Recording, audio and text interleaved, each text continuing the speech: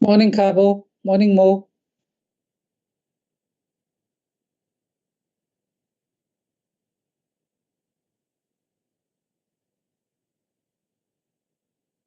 Morning, Mo.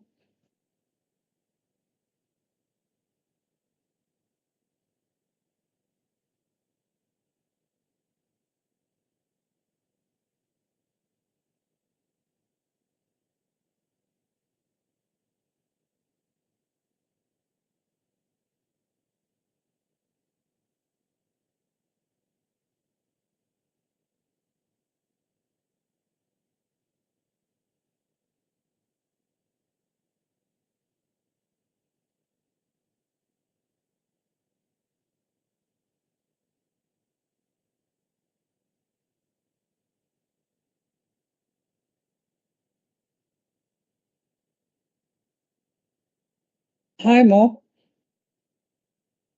Okay.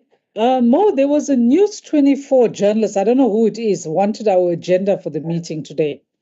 He phoned Judy from my office and I said, look, they must contact the legislature.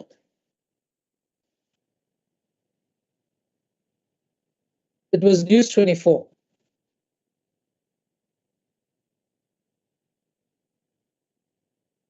That's what I did.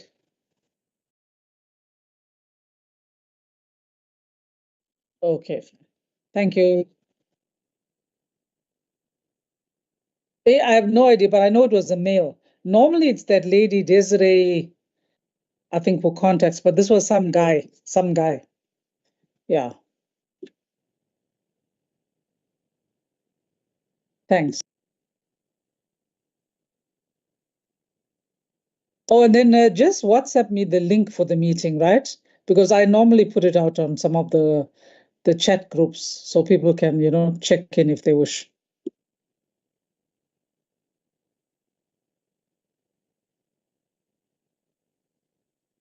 Okay, thanks so much.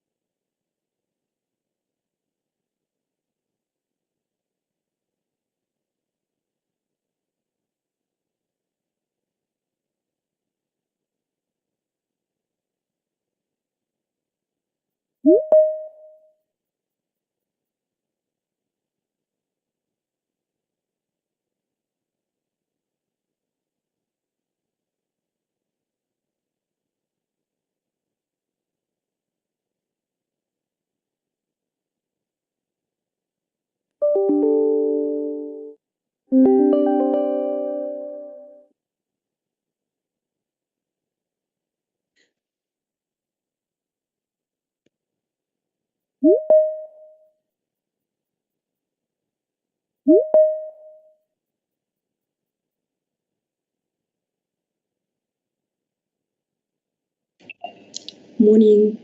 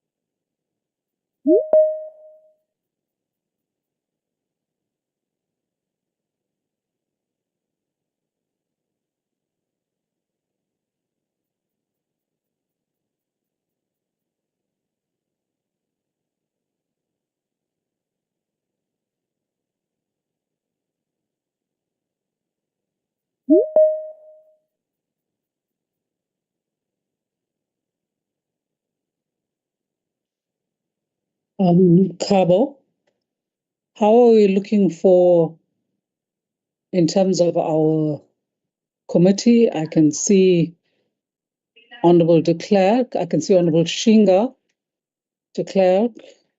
No, hang on. Who can I see? Okay.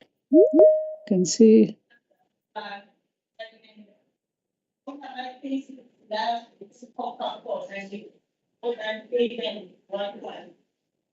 Okay, somebody's got their mic on.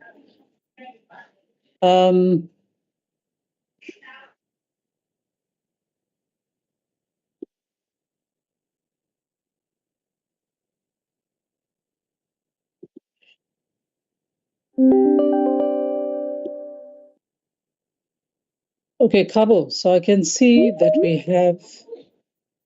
My goodness, I don't know why this is not permitting me to look at who is present.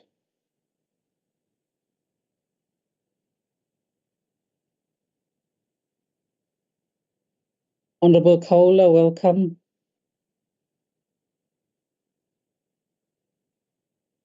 Yeah, Tawaza Slalo. Good morning, colleagues. Good morning, Good morning. Chair. How are you? I'm fine, Chair. How are you? All right, thanks. Just waiting for our members to log in. I also have a slight problem, Chair. I'm connecting up until 11 o'clock. Okay. Well, we should be well on the way then, Honorable Kaunda. Yeah. Don't call me that person. I'm so sorry. That one is my enemy number one. No enemies. No enemies, Honorable Kaula. Let's just say adversaries. No, I'm teasing. I'm joking. He's my brother. I tell him they made a mistake at home affairs. He's my brother anyway. Yes. Shame. He's a person under much stress right now. Wouldn't want to be in his shoes, actually. Yeah, there's so much happening at Netegwini. Yeah. It's a lot. I think we're seeing some headway. They've been working very hard. Yeah, I think so. Yeah. And, ultimately you have to put the interests of the residents to the front. True. Yeah. Regardless of our party things, what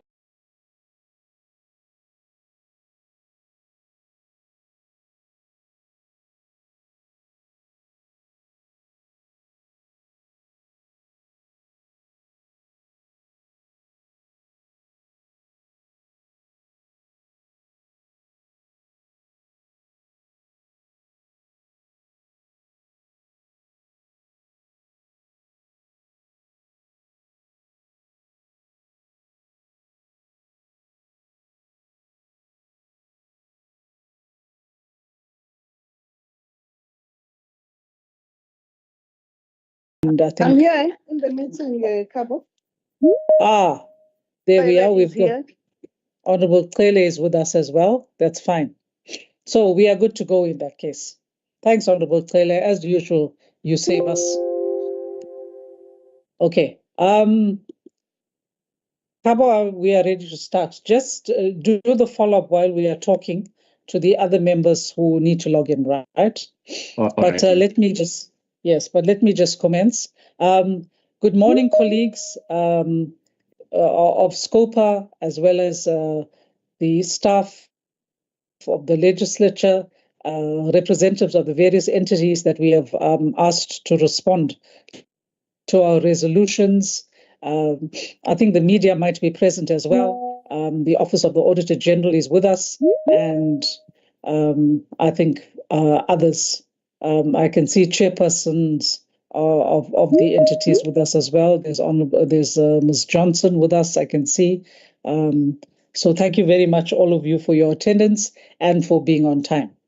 The agenda is here in front of us, And just for the purposes of the entities who have logged in, I've asked Cabo to indicate the order in which you will present. So if you do not, it's not necessary for you to be present when other entities are there. And when you are done, you may leave. But this is the order. We will be commencing with Ezemvelo. But before we do that, having welcomed all of you, can I just ask that we bow our heads a moment's silence? There have been too many deaths in the province and in the country.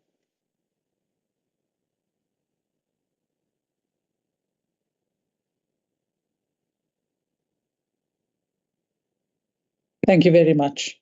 In terms of attendance and apologies, Cabo, I am aware that Honorable Rogers has tendered an apology, but has arranged for a substitute. And I can see Honorable De Boer is here with us for this particular hearing.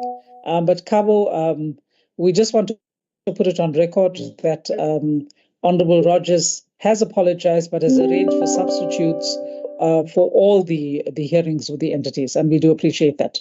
Do we have any other apologies?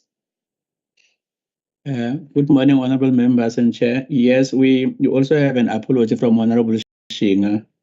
She said today she said that she won't be able to attend the meeting. Also, Honorable Kulu said he will be attending until around past 11 to 12 o'clock. Okay, fine. Honorable Kaula has also indicated that he would leave by 11. So there are 2 members who will be leaving a bit early.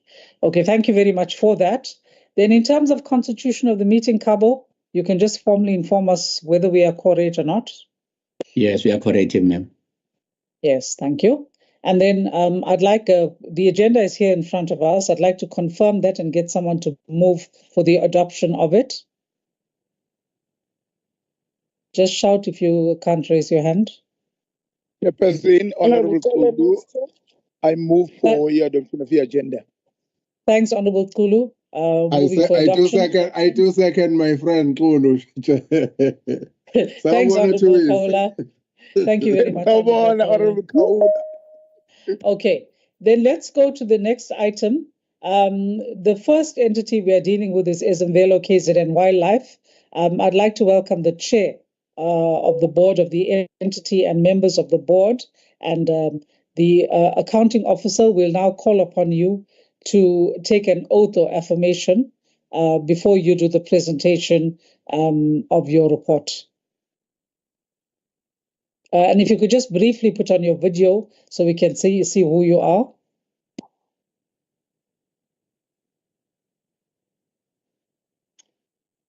Greetings, Honorable Chair and the members of SCOPA.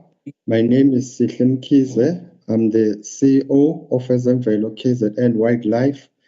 I wish to take an oath to swear to tell the truth and only the truth in this meeting, and so help me God. Thank you.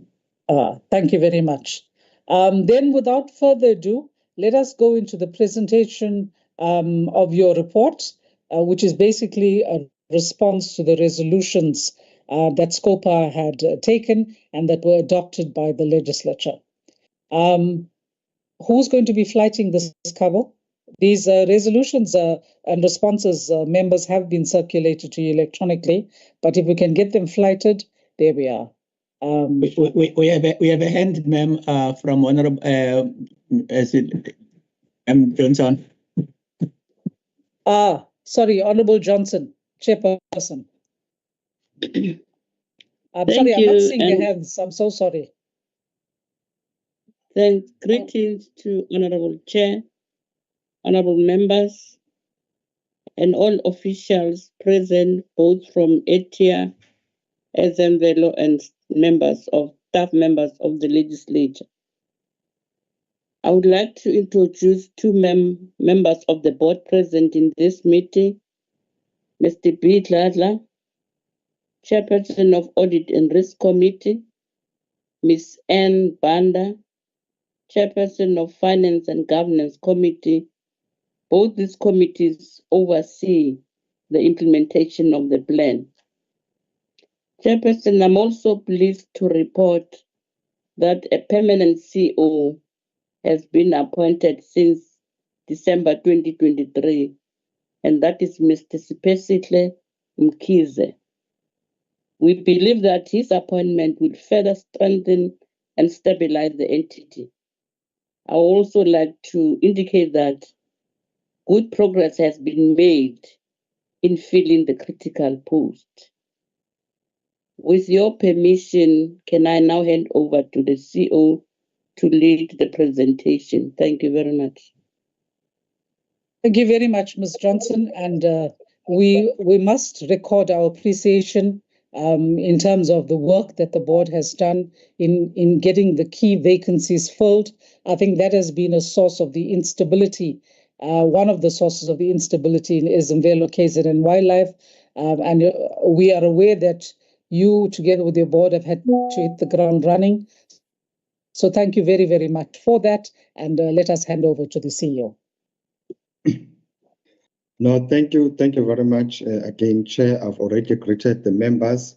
I wish to start by just confirming, because during the last SCOPA meeting, this issue about the critical vacancies and people acting in senior management was raised sharply by the members of SCOPA.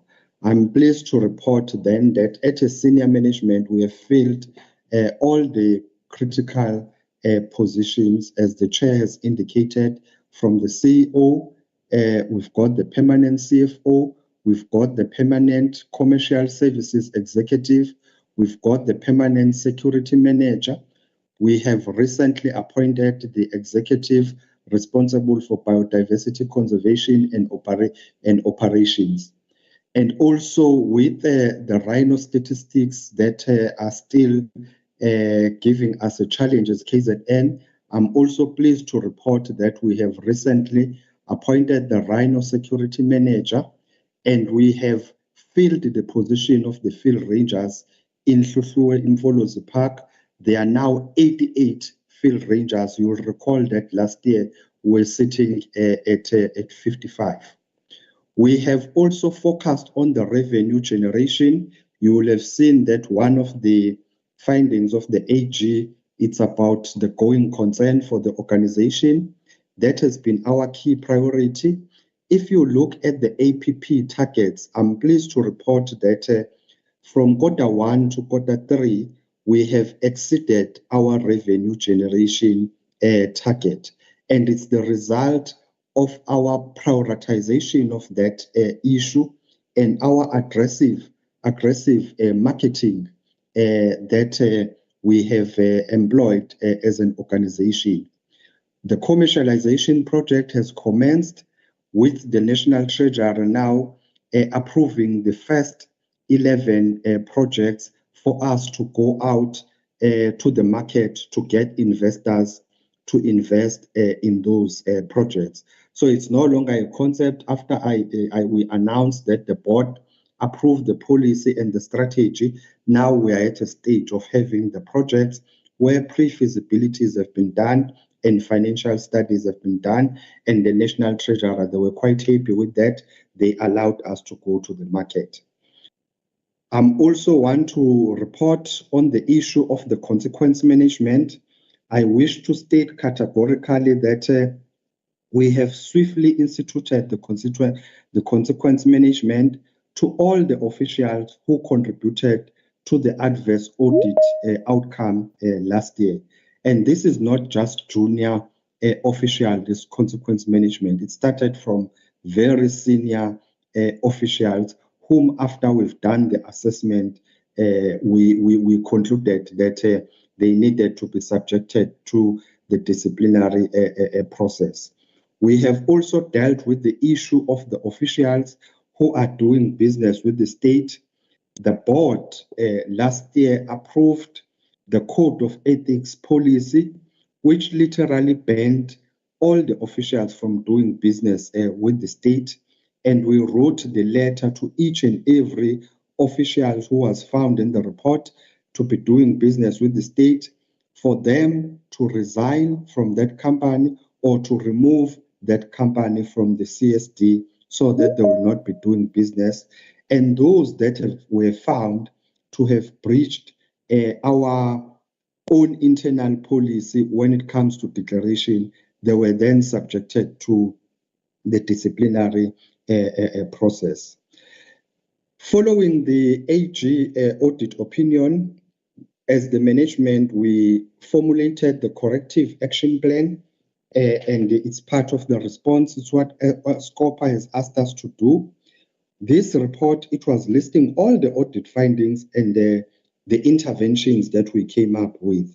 In undertaking this, we consulted with, and we are appreciative, the Auditor General of South Africa. They gave us guidelines in terms of what areas we should be focusing on our action plan. The Provincial Treasurer, they've been with us. They've also given us resources for in asset management area and also in SCM to help us to implement the interventions that we had set in the plan that we are presenting today. The shareholder department, ATIA, have also been overseeing this and providing us with necessary support. I wish to indicate, Chair, that this presentation we are making, it has been updated now with the latest information as of yesterday. The initial presentation we gave by the due date, it was up to Q3, but now we have updated it with the latest statistics. Next slide.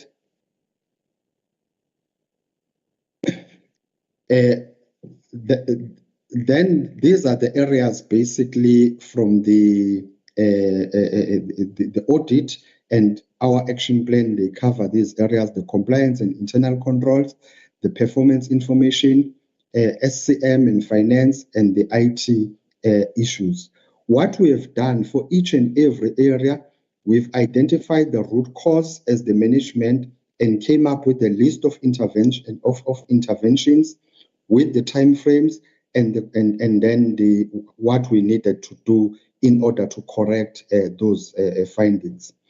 These interventions, the implementation, they've been monitored on a monthly basis and quarterly basis by myself as the CEO, also the Audit and Risk Committee and the Finance Committee. They've been tracking this on a monthly basis and the board on a quarterly basis. If you can then proceed, these are the standing agenda item in all those committees. I'm just going to give the overall summary in terms of the interventions. You will see that we came up with 75 interventions to address the issues, and as of to date, 85.3 have been completed, and we are left with 14.7. And I can assure the committee that those that are still in progress, they will be completed by the end of the fourth quarter, which is the end of March. I think there is one or two that are going beyond the fourth quarter, because we've also wanted our internal audit to play a role in terms of going back and checking if these interventions that have been done have actually been implemented correctly and they are helping us to achieve the matter. So you can see, Chair, that we have really moved. There is a detailed Excel spreadsheet that gives you the details of each of them.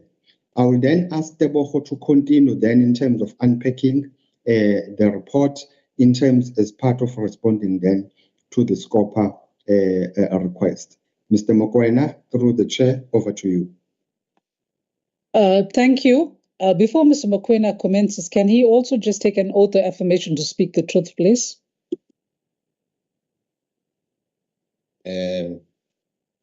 Greetings to the Chair.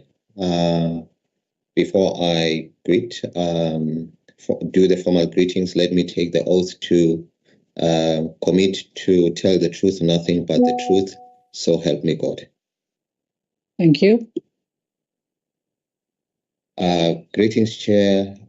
Greetings to honorable members, the chairperson of the board, board members, CEO and protocol, and other colleagues, and all other protocols are observed. Chair, following what the CEO has presented, I'll be going through the presentation. I need to mention, Chair, that from slide 10 to slide 35 is the detail of the summary that I will be giving. So in the interest of time, I will request that, Chair, I zoom only into the summary of this presentation.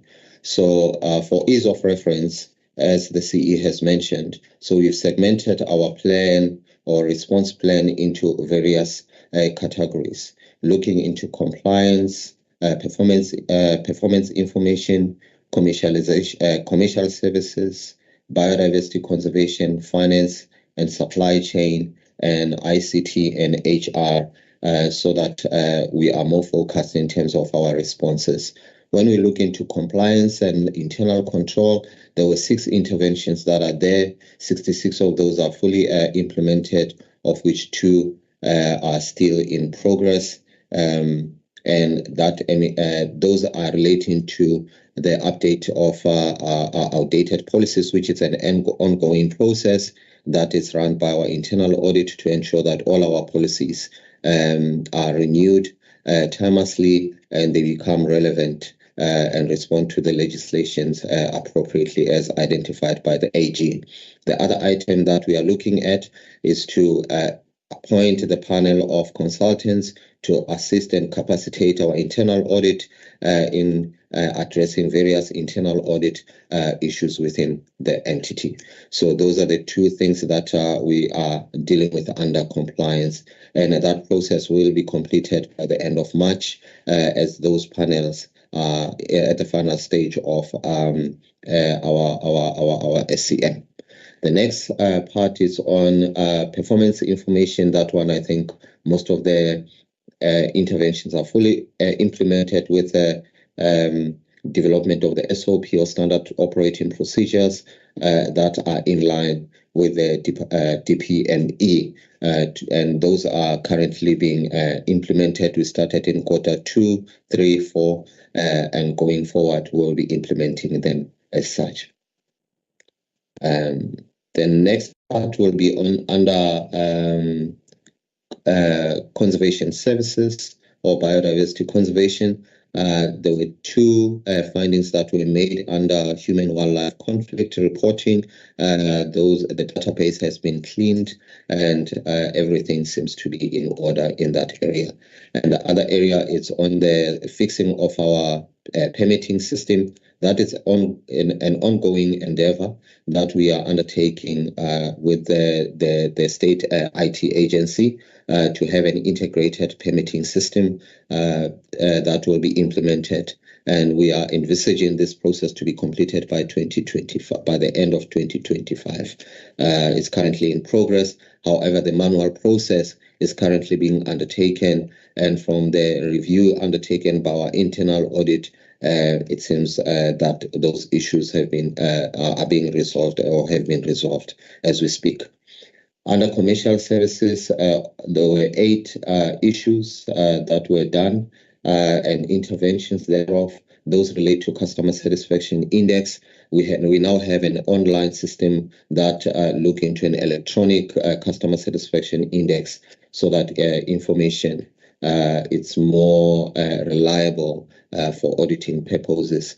And even our gate management issues are being addressed at that level under the commercial services, which is ecotourism. Now, when we go to finance, there were 17 planned interventions. Of those interventions, 70.6% are completed, only 29.4% are partially achieved. Chair, as the CE mentioned, that we are prioritizing on appointment of critical vacancies, one of which was the appointment of the asset manager, which has been appointed. He commenced his duties on the 1st of March this year. My apologies, it's a typo. There is 2024. My apologies for that typo. The other thing that we are in the process of completing, which will be completed by the 31st of March, is automation of our asset verification process, which is currently underway, and we are working with the consultant who's helping us to do that process properly. The other thing that is still in progress is the configuration of our financial management system, which is SEP for Ezemvelo, which is in progress, that will enable us to address the asset verification process, depreciation formulation or formula, contract verification, SCM ordering management, which is core procurement to pay. That will prevent people from paying or transactions to be undertaken on contracts that are being that have expired. So that it's underway, and we are expecting that to be concluded by the 31st of March.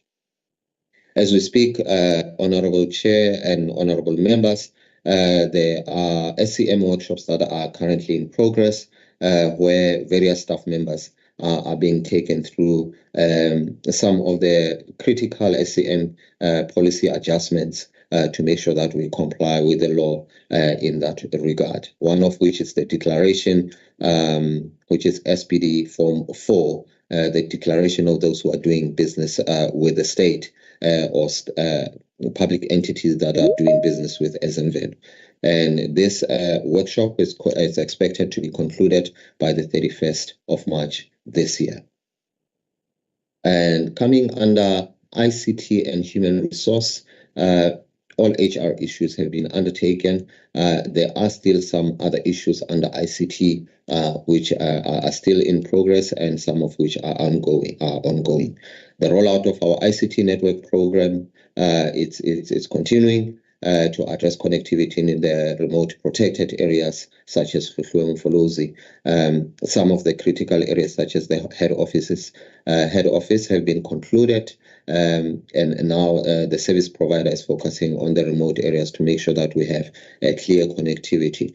And this will help quite a number of things relating to issues of addressing IT software issues and security issues, which takes me to the next point. The encryption of outstanding systems. Some of these systems, Chair, will have to be plugged into our network, and that network, it's one of the determining or critical factor that will assist us to expedite this process quite swiftly. There's earlier I've mentioned the permitting system that is currently being developed by CETA. This is a national project, and however, we are doing a manual process to make sure that we do our work quite correctly in that area to avoid any findings. But in terms of encryption, further encryption will be undertaken once the permitting system is in place and it's fully functional. And as and when new systems are being introduced in our network, and the network is improved, that encryption to prevent any security risk will be undertaken in that regard. The service provider undertaking the network solution has been engaged to render the services of the cybersecurity services for the duration of their contract. This will address the issue of the cybersecurity risk that we are facing as the organization, looking from SEP right up to Microsoft solution in terms of patches and other security measures within the software area of our organization.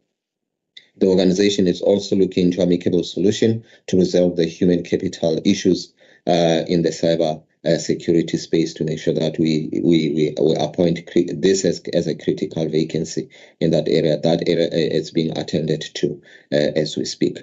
The organization is in the process of establishing a record management office.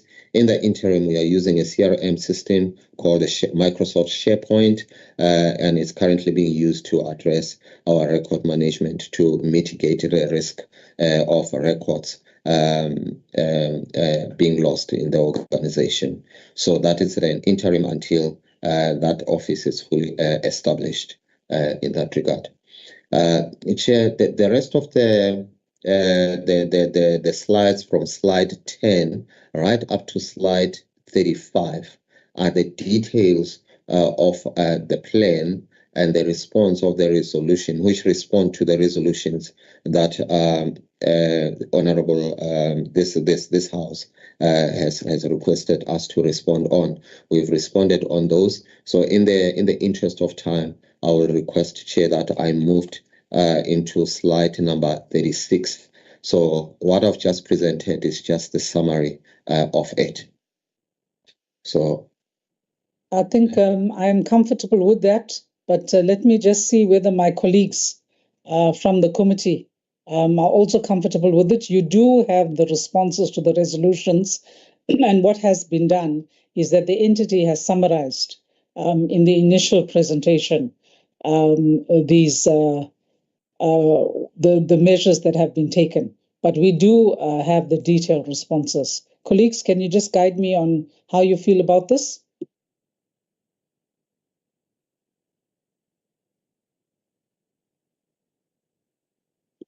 Can we Thanks, allow Chair. this? Yeah, we can allow them. Thanks, Chair.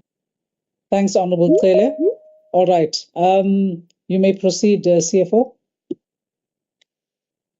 Thank you, Chair. Chair, for the corrections, I'm the executive. My apology. I'm the executive in the office of the CEO. The CFO is in our midst as well. Yes, my apologies. So that I don't take her limelight, and in that regard, Chair. Yes. The other. Thank you, Chair. Chair, thanks, Chair and honourable members. The other issue that the House requested the entity to respond on, it's on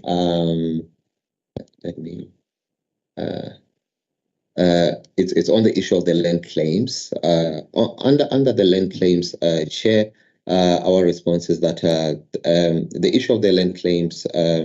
It's currently it's a minimal risk for the entity at the moment, as protected areas under NEMPA has reduced that risk, as the protected areas largely are protected by that piece of legislation, including our constitution in that regard. So the Section 24 of our constitution also protect the protected areas. What we are doing as the entity is that we continue to engage relevant stakeholders involved in land claims, such as Ingonyama Trust and other core management structures that we are currently working on to make sure that there is a better relationship going forward in managing any whatever tensions that might possibly arise where there are land claims in those areas. And there are plans to engage further stakeholders and local communities relating to land claims issues.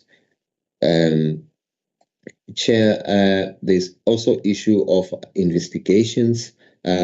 We have provided the matter of forensic investigation, a database. Investigation database has been provided. It's attached as Annexure A because these are forensic investigations. So we submitted those to the committee, to the House as Annexure A, and are not presented here in a form of a presentation. Chair, that's the end of our presentation. Then we will take questions if there are any. Thank you, Chair. Thank you very much.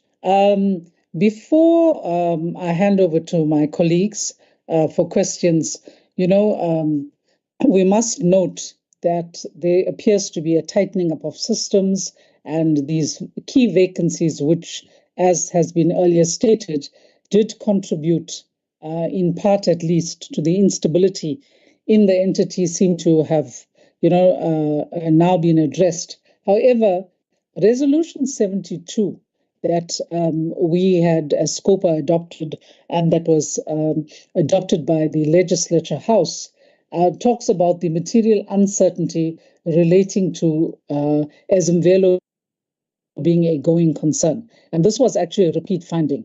I think it would be important that you actually discuss that one with us before I hand over to colleagues for their comments and for their questions, etc.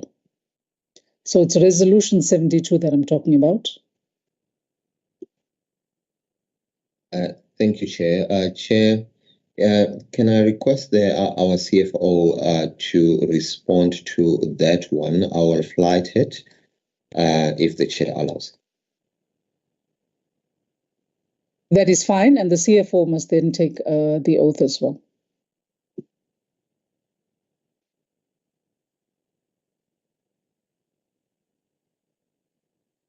Good morning, Chairperson.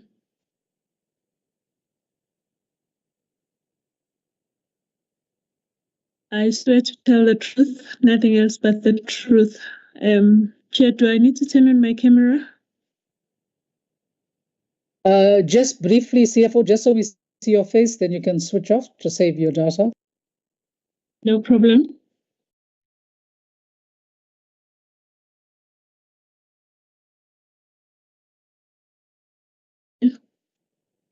Thanks, CFO. That's fine, CFO. We have seen you. Thank you very much. I greet the chairperson of this committee. I greet the members of this committee, chairperson of my board, members of my board, the CEO and colleagues and all other representatives from ETIA, all protocol observed. With regards to resolution number 72, we speak of a turnaround strategy that we are driving to actually make the organization viable. It is true that this is a repeat finding about the going concern. And if I just drill a bit about this going concern, because our ability to actually service our debt is what AG was actually raising repeatedly, that whenever they do calculations about our ability to service our debt, we would be found wanting in that regard.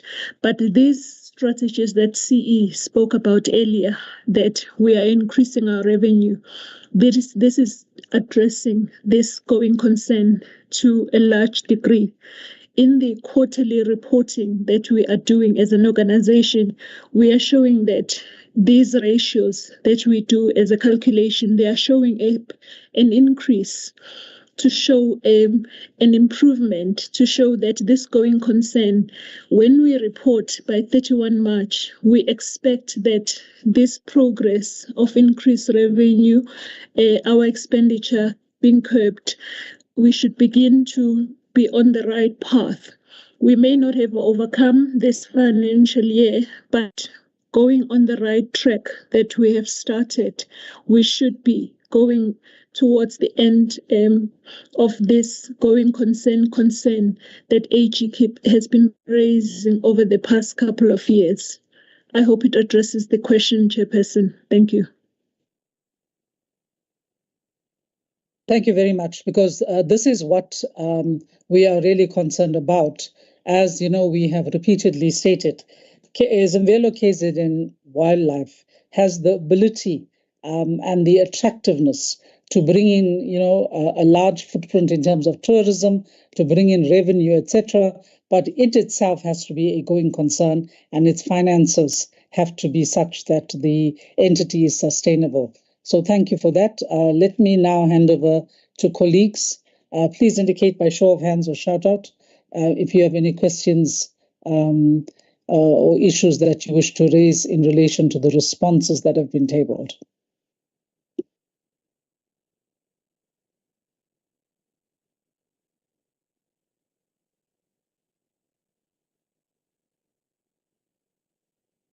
I see the hand of Honorable De Boer. Let me just check if there are other hands. Okay, so I've got the hands. I'm seeing 3 hands thus far. Honorable De Boer, Honorable Kaula, and Honorable Zulu. So if we could have your inputs in that order. Thank you.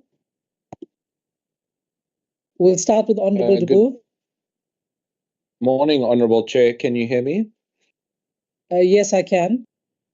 Good morning. Morning, Honorable Members, Honorable Chair. Thank you very much for this opportunity to make some comments at SCOPA.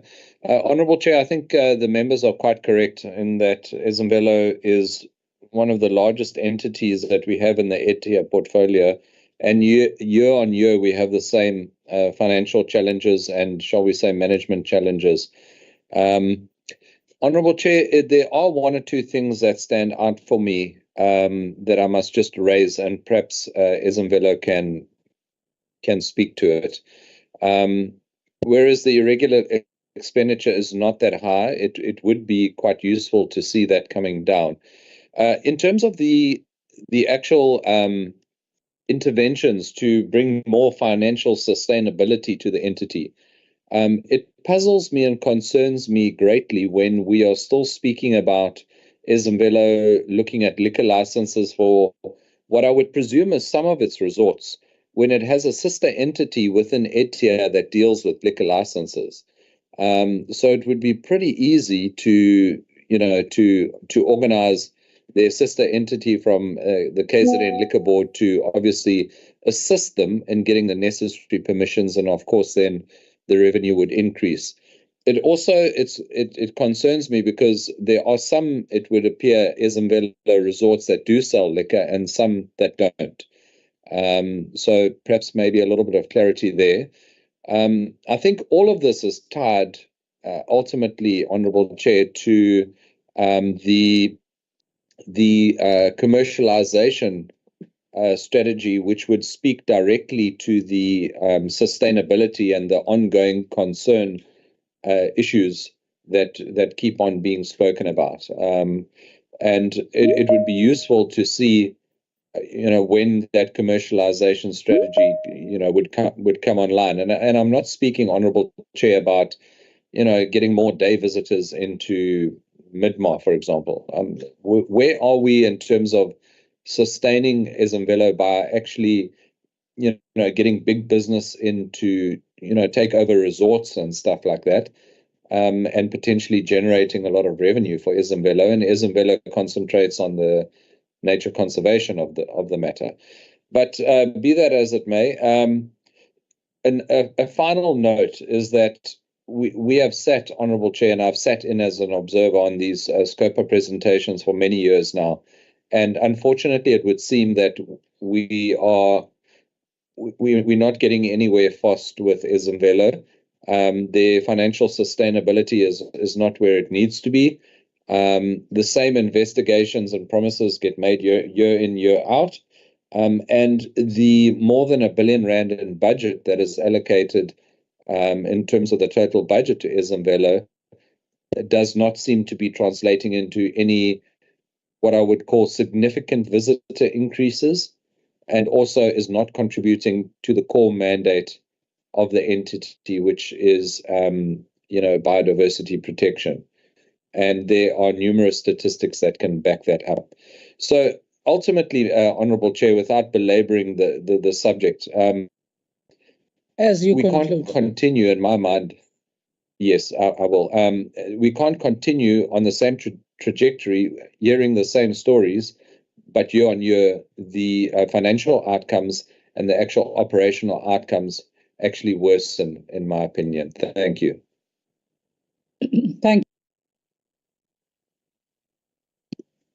Thank you, Honourable De Boer. I can also see the hand of Honourable Cele, so I will add you on, Honourable Cele, after Honourable Zulu.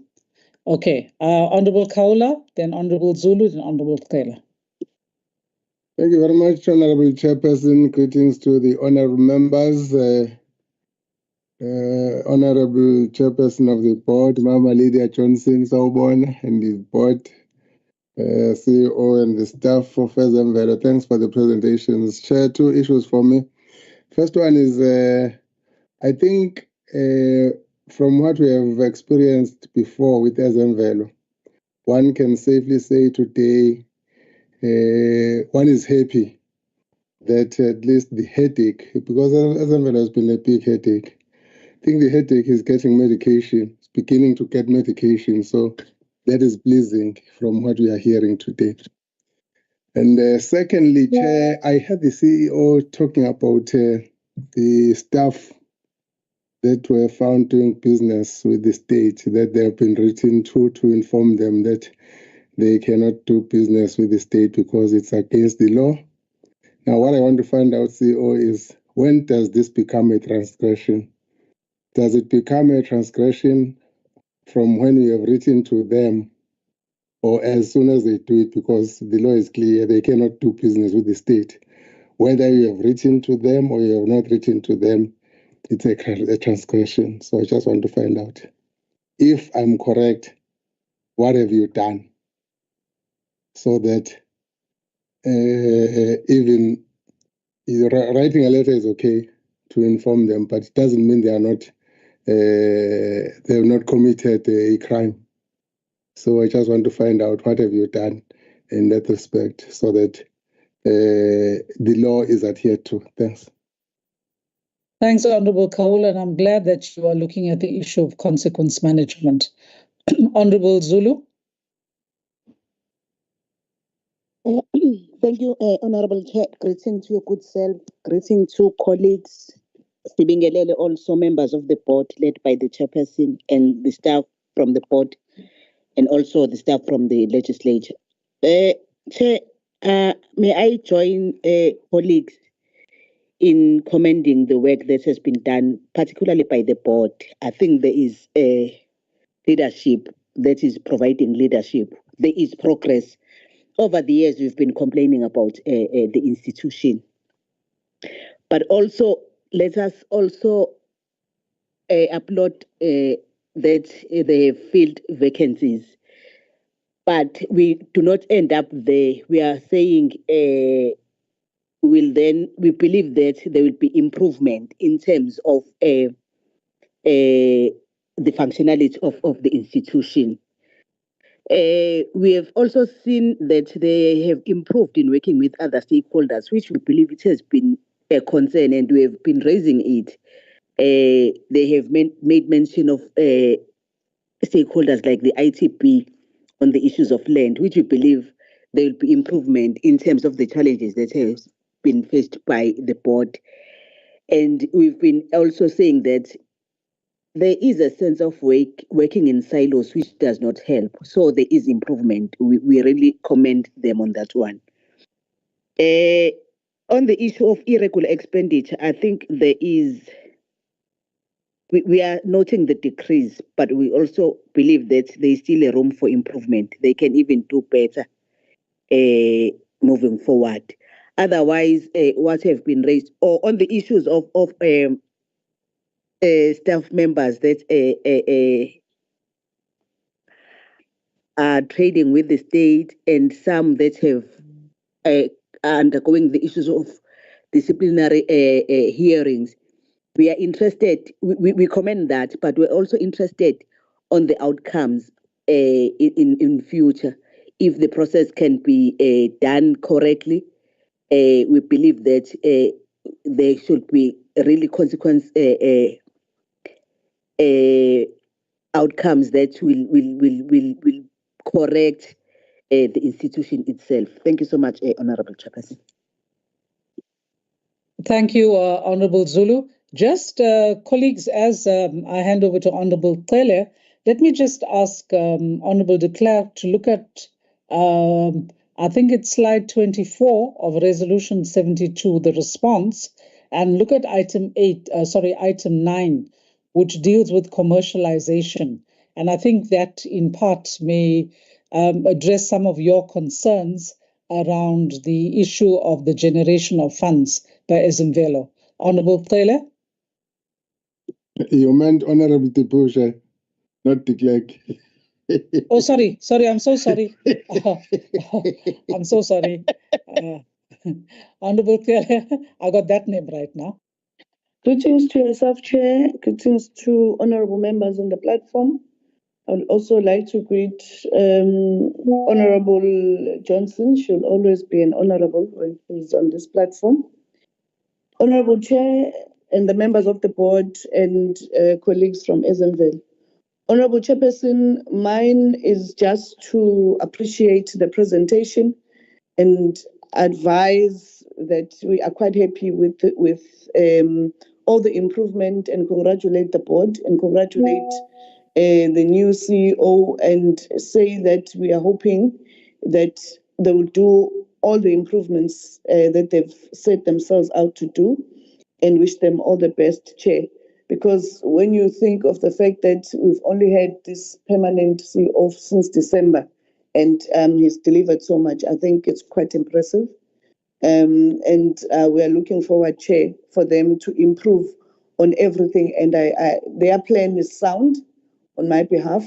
I mean, when I really look and read to what they are saying that they're going to do, I trust them. Thanks, Chair. Thanks, Honorable Tele. Honorable Zulu, I see your hand. Is this a legacy hand, or are you doing a follow-up? Oh, my apologies. I will lower my hand. Sorry. We trust them. Okay. Yeah, Honorable Kaula, we're not paying for free advertising here, okay? But colleagues, I think if there are no other hands and additions, I want to also say that, you know, after a long time, and we've been with Izimvelo KZN Wildlife for a long time, with the issues that we have, there is some sense now that there's a hand on the steering wheel and things are being guided in the way they should.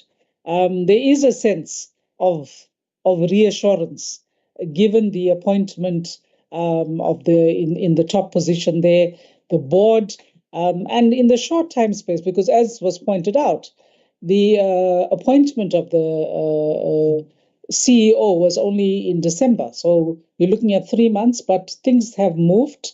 I'm also pleased with their responses to the issue of being a going concern, particularly around commercialization. And just to reiterate there, they are actually have 3 phases in their commercialization project, and 11 projects are part of phase 1 that has been approved by National Treasury for PPP exemption. So there is some move that is occurring, and they have been reviewing other things. There's been a lot of looseness in Izimvelo, but let me hand over to the CEO, the board, etc., for their responses to what you have raised.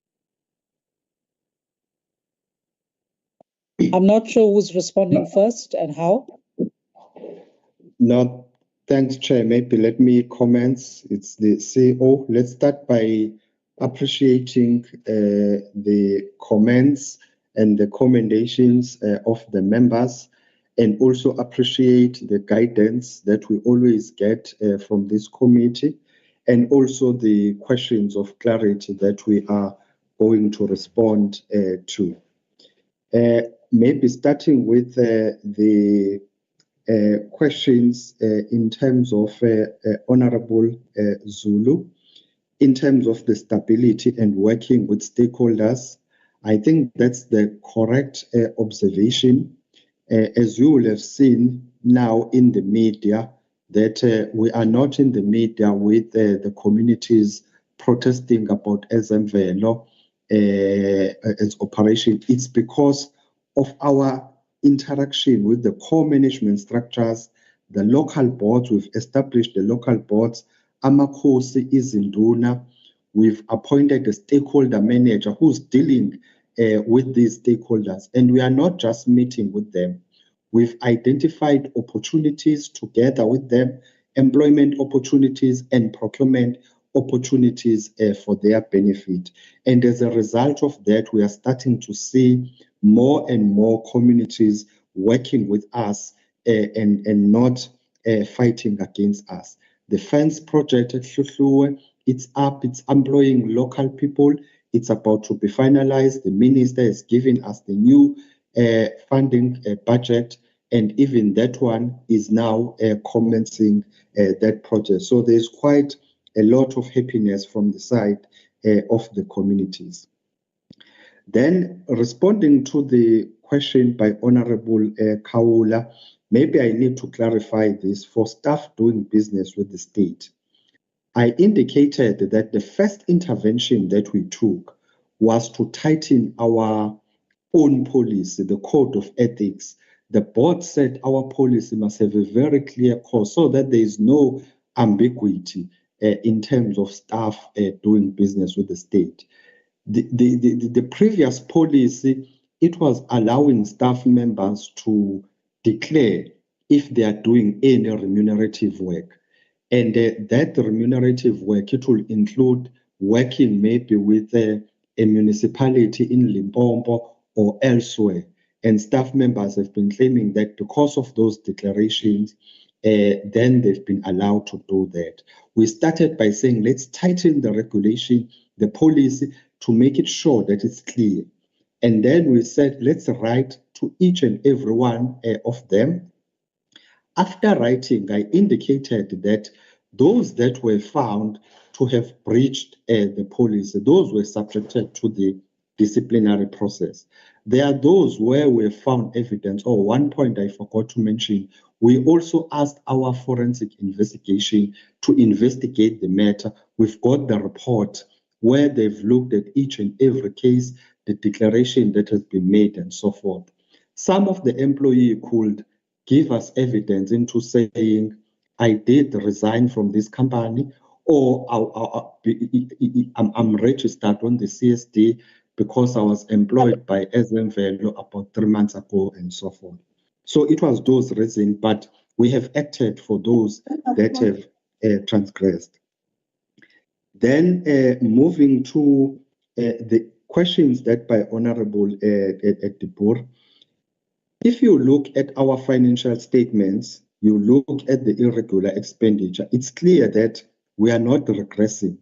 In fact, I indicated at the beginning, you look at our revenue generation targets, we've exceeded those targets. You've looked at the irregular expenditure, we've brought it down. When it comes to revenue generation, I think the chair has pointed to slides where we are dealing extensively with those issues. The commercialization is no longer now at a theoretical level, but it's at an implementation level. For National Treasurer PPP unit to give us the exemption, it means they are happy with the work that we have done on the viability assessment, feasibility, and the financial assessments for those projects that will be bringing in the private sector to come and play in that space. We are already now engaging with the private sector. We are attending the Africa Travel Indaba, where we'll also be presenting on these for the private sector to come now and get on those opportunities. So the outcomes are not worsening, but they are improving. And you will see in our financial reports and in the presentation that we have made. In terms of the liquor license, let me explain this. SMVelo has had the liquor license in some of the resorts, but not in all of them. When I joined the institution, there was also a debate. There were some of the officials who were feeling that in some of the reserves, let's not have the liquor being sold because of the sensitivity of our industry. You know, that when maybe people are not sober, they might be reckless and ended up injuring themselves. But now we've taken a clear decision that for those resorts where we are generating much revenue, let's have a liquor license. We'll tighten the security system in terms of making sure that people in line with the liquor license and so forth. In fact, I've personally met with the CEO of the Liquor Authority. They are assisting us to swiftly process this liquor license. It was because of the previous decisions that have been taken by the organization, but as I've indicated that for our key resorts, we have said clients, they do require this, so let's provide it, hence our application for this. Thank you, Chair. Maybe if the CFO will want to emphasize, maybe talk with numbers in terms of the irregular expenditure, you can allow to do so. But I think the report does state that it's going down. Thank you very much, Chair. Thank you, CEO. I'm not sure if there are any additions. To me, the explanation seems to be quite comprehensive, and the resolutions do actually deal, you know, if we look at resolutions 73, 74, and 74, they actually are fairly detailed on the issue of irregular expenditure. But colleagues, I'm with you. Let's see what you have to say. Is there anything else? I'm not seeing any follow-ups. And I think from the side, I don't know if the board or the members, which the officials, other officials wish to add anything.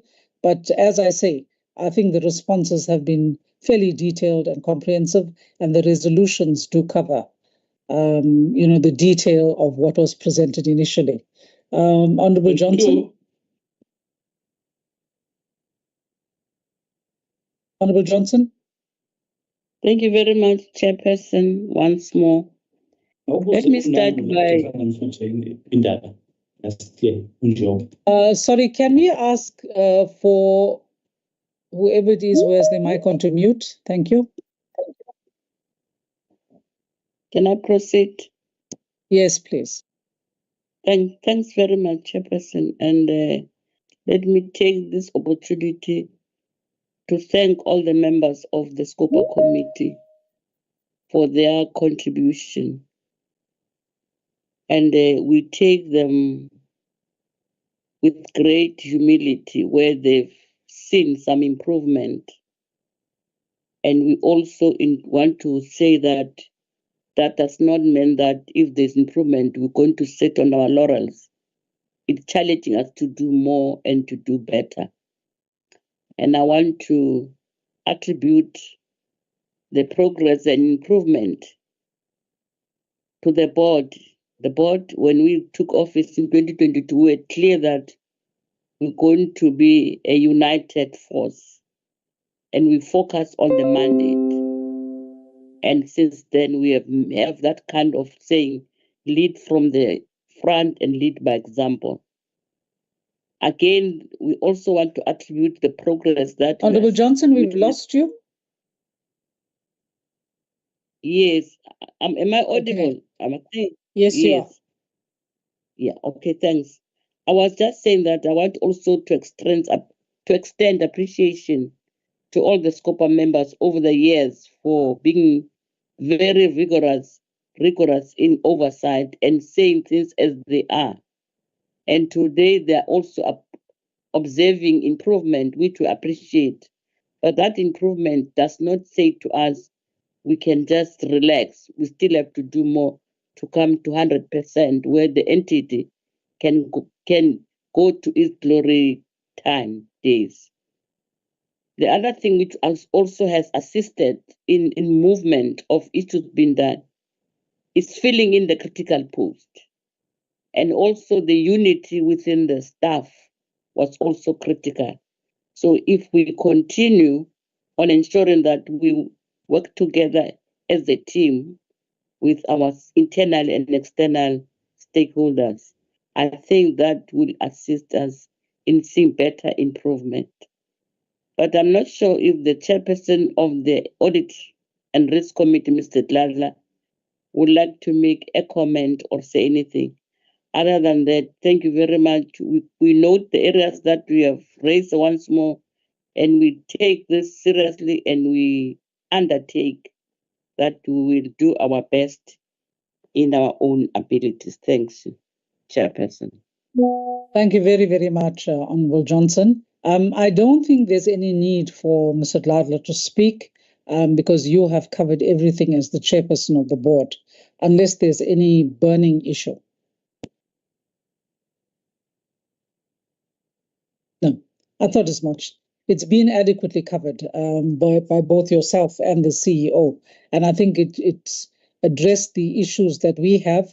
Obviously, the portfolio committee will monitor, and we will do the follow-up as SCOPA. But thank you very, very much. This is one of the more heartening meetings with Ezemvelo, KZN Wildlife. So keep up the positive work. Thank you very much. We can release you and your team, Honourable Johnson. Thank you very much. Thank you. Siyathokoza Ezemvelo. Bye. Siyathokoza Johnson. Mamcele bonke lapho nje hayi siyabonga umsebenzi oniyenzayo lapho. Thank you very much. Okay, colleagues, I'm not sure if you want a 5-minute break. Our next entity that we are meeting is Itala Development Finance Corporation. do you want a 5-minute break, colleagues? Are you all right? We may proceed, Chair. Thank you. Okay, so Cabo, if you can just ensure that they are here, and if you can flight their presentation. They have submitted to us responses to our resolutions. They were circulated to you members, but just to refresh our memories, let's call them in. Who's here from the IDFC? Good morning, Honorable Chair and Honorable members. I'm here with my CFO. I've also noted that our chair has joined the meeting. Okay, Ms. Bengo. Yes, it's I remember that you always, yes, you're always on time for SCOPA meetings. Thank you. It is appreciated. So welcome to you. Thank you, Chair. And your team and the board. Chairperson of the board. Good day, Chairperson and honorable members of the committee. Do I show my face? Okay. All right.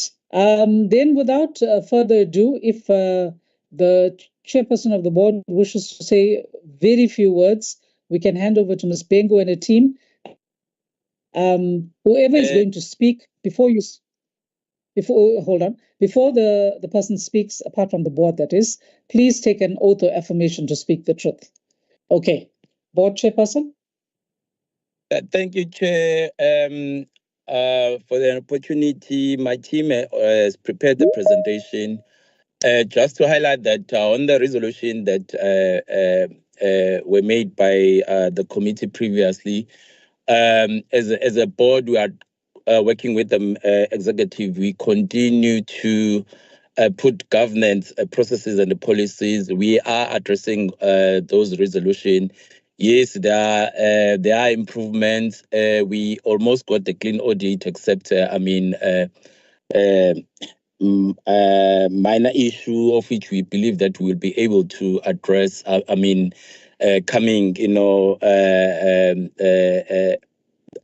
Coming, for the forthcoming, audit relating to previous financial year.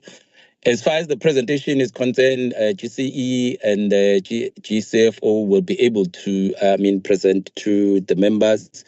Just also to thank and appreciate the support and the guidance from the committee to drive us to continue to improve governance as well as the performance of the organization. Thank you, Chair. Thank you very much. Look, clean audit is not a small matter, right? But that's why we have brought you here. But I'm sure you will tell us what's going on. Ms. Bengo, let me hand over to you and your team. Remember what I said about the oath? Thank you again, Honorable Chair. I, Pearl Bengu, swears that I will speak the truth and only the truth, so help me God. And then, Chair, because all the matters that you are presenting today are monetary related, financial related, I won't really get into them. I will give over to our CFO, Ms. Zuma, to take us through the presentation. Thank you very much, Chair. Thanks, CEO. Ms. Zuma, if you can take the oath, and I'm not sure who is going to flight that presentation. Cabo?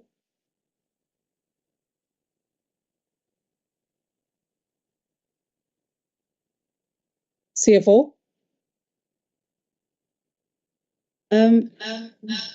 Morning, Honorable Chair, Honorable members, HOD, members of the board and colleagues. Greetings. I, Amanda Zuma, swear. Sorry, Ms. Zuma, can you just briefly open your camera so we see your face, and then you can close the camera again? Morning, Chair. Okay, fine. That's fine, thank you. I'll go back to the oath. I, Amanda Zuma, swear to tell the truth, nothing but the truth, so help me God. May I request, Cabo, that you flight the presentation for me?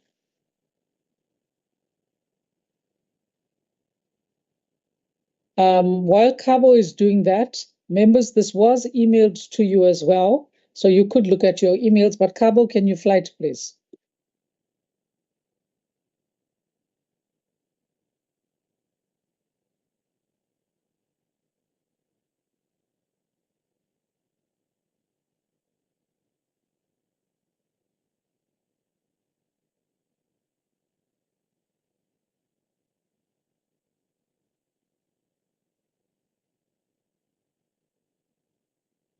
Cabo?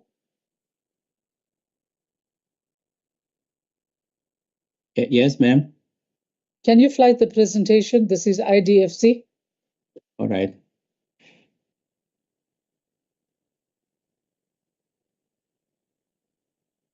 Okay, there it is. You can continue, CFO. Thanks, Honorable Chair. In terms of the first resolution that was made by the committee, it related to the material impairment law of the loans, as well as the trade and other receivables, as well as the losses in terms of the write-offs. I will just touch briefly in terms of the actions that we have taken as IDFC towards addressing this particular matter. It's broken down in terms of the collections and as well as the additional revenue streams that we have identified, as well as controls and intervention in terms of addressing some of the cash flow challenges. With regards to the collections, there are staff members that have been seconded to our debtors management unit in terms of increasing the capacity insofar as collection within the organization. Obviously, with that, we had to identify other staff members that were not fully utilized within the organization, as opposed to maybe hiring new people. So when we seconded these staff members within the debtors management unit, we also had to equip them in terms of providing training, so that again, when they are within the debtors management unit, they are able to fulfill the requirements insofar as the collections itself. We also providing necessary support insofar as the policy that we've reviewed to make sure that it's an efficient policy insofar as strengthening the collections, where again there is a drive towards interacting with our debtors, be it within the business finance unit or be it with our tenants, again, where there is ongoing interaction, so that again we are in contact with them insofar as the collection of those matters. With regard to some of the defended matters or accounts that are with our legal department, because obviously if as part of the implementation of the collection process, we do not get any cooperation or payment arrangements, we do hand over to the legal services as well, as far as the court processes are concerned. Also within this unit, we also have a collection, debtors collection agencies that are assisting in terms of, the collection of our debtors. I must say that for the collection agencies, their payments are based on what they collect, as opposed to just paying a standard fee. So there is no additional cost unless obviously you collect and bring in the cash to the organization as well.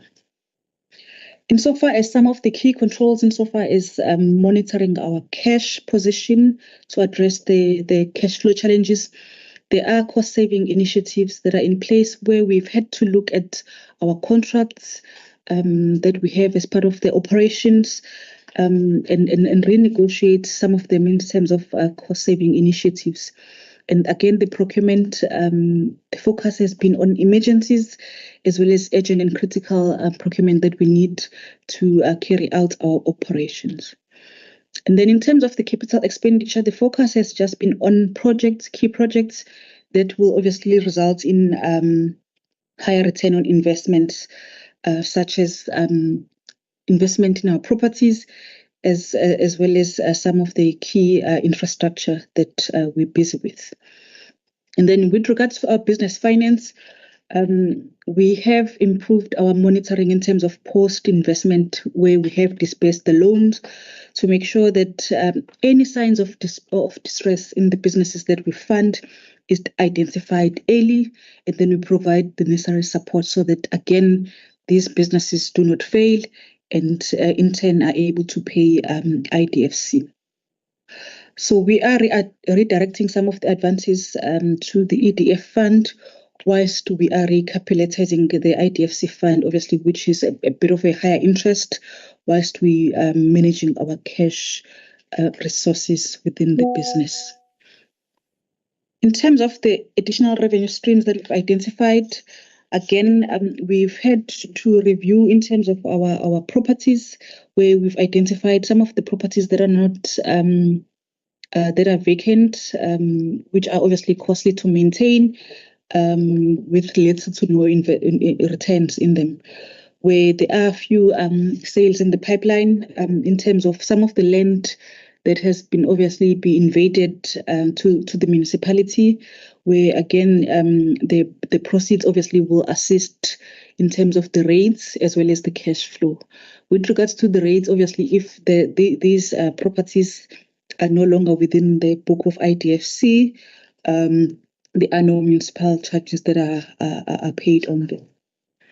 And also the other big projects that we have in terms of identifying, in terms of implementation and additional revenue streams, we are we've implemented some of the projects with regards to the rebuild, to some of the properties that we lost during the unrest, as well as other vandalism that we have suffered as the business. Maybe just to report, Nongoma, a shopping center that is fully addressed, and the tenants are back in. And then within the Emadadeni, 2 sites, they've been completed, and tenants back in. And the last 2 at Emadadeni, we are waiting for the certificate of compliance, and then the tenants have been secured, and they will be reinstated in due course once this has been finalized. There are other 5 rebuilds that are in progress, where construction is planned to start in April in the new financial year. The appointments have been made for those particular ones. These key projects obviously will assist in terms of getting additional revenue as the business, as well as growing our asset base as a property provider in the in KZN. And then in terms of the non-performing loans, where just from COVID time to 2023, there was an increase, obviously, in that, but there are measures that have been taken to reduce and address this particular issue. IDFC was impacted negatively by the strained economy in terms of our business finance clients. As well as COVID, where again with the shutdown, some of our clients were unable, obviously, to continue with their day-to-day business and negatively affected. And also the unrest did affect our clients, and as such, it affected our loan book. There are measures that we've taken in place. If you look in 2023, we were just on over 73% insofar as the non-performing book. But I must report that as at the end of February, we were sitting on 62%, where in terms of the book itself, we are implementing measures to turn those in terms of the interventions that we're implementing. These key interventions that I will just highlight briefly, where we've enhanced our post-investment monitoring, where again, as we issue these loans, the post-investment officers are in those particular discussions, so that they are aware in terms of exactly what is needed to make sure that we mitigate the risk of business failures. And then in terms of the onboarding of our clients and active monitoring, where we also have weekly discussions with our clients, and also the visits to the various businesses, so that again if there's any signs of distress, they are identified and corrective action is implemented. Also, we implement quite early if they are unable to meet some of the projections, obviously, that they would have presented when they were applying for the loans. So if there's any targets they are not meeting, we implement support early. And that has obviously seen us addressing the 74% to a 64% as well. And then also in terms of some of the challenges that we had faced, where obviously the clients were not paying, we've implemented a process where, again, on CSD, we are linked to their CSD accounts and businesses, and also the session agreements again, so that as they get paid by their customers, again, IDFC gets the portion in terms of the loan repayment. Again, in terms of the collection processes, I've spoken about that insofar as debtors management, so where there's a clear collaborative effort between business finance as well as debtors management insofar as the collection processes. In terms of some of the, as we onboard new clients, of course, in terms of the risk mitigation, we have to make sure that obviously the security is available in some of these deals, so that again, if the loans are not performing, you are able to secure to exercise the security as well as the issues of surety. Those are done and improved in that particular aspect. On business support, as part of our mandate, we have MOUs with other government agencies to make sure that the necessary support, both financial and non-financial support, is provided to clients as well. And then also, we are providing an SMME toolkit for SMME, so that, again, it assists them as they run their businesses as well. Because obviously we know that not all the clients that we fund are well established. And also, there is business management trainings program that we will be finalizing by the end of this quarter as well. And then also in terms of the mentorship, again, and that will assist our clients, as well as matching these particular clients with the market as well, where again there are MOAs in place where in some of these businesses, again, it's not just giving you funding for the loan, but we're matching you with a prospective a buyer for your product as well, in terms of, especially in farming, where again access to market is something that we include as part of the process itself. In terms of the legal processes, for those that get to that stage, obviously we watch this quite closely, and also where applicable, the issues of liquidation, again, as part of the recovery as well. And also we do take into account some of the settlement offers that are on the table insofar as addressing some of the cash flow challenges and some of the businesses that fall within these categories. Again, the issue of some of the loans that are not recoverable, there are processes in place and committees in terms of making sure that all the actions that you can take are taken before you get to the stage as well, and we interrogate this particular process, and also even with the lessons that we've learned in terms of what is that we can learn from those loans that have turned into bad, so that again, as a business, we use those lessons as we move forward as the business.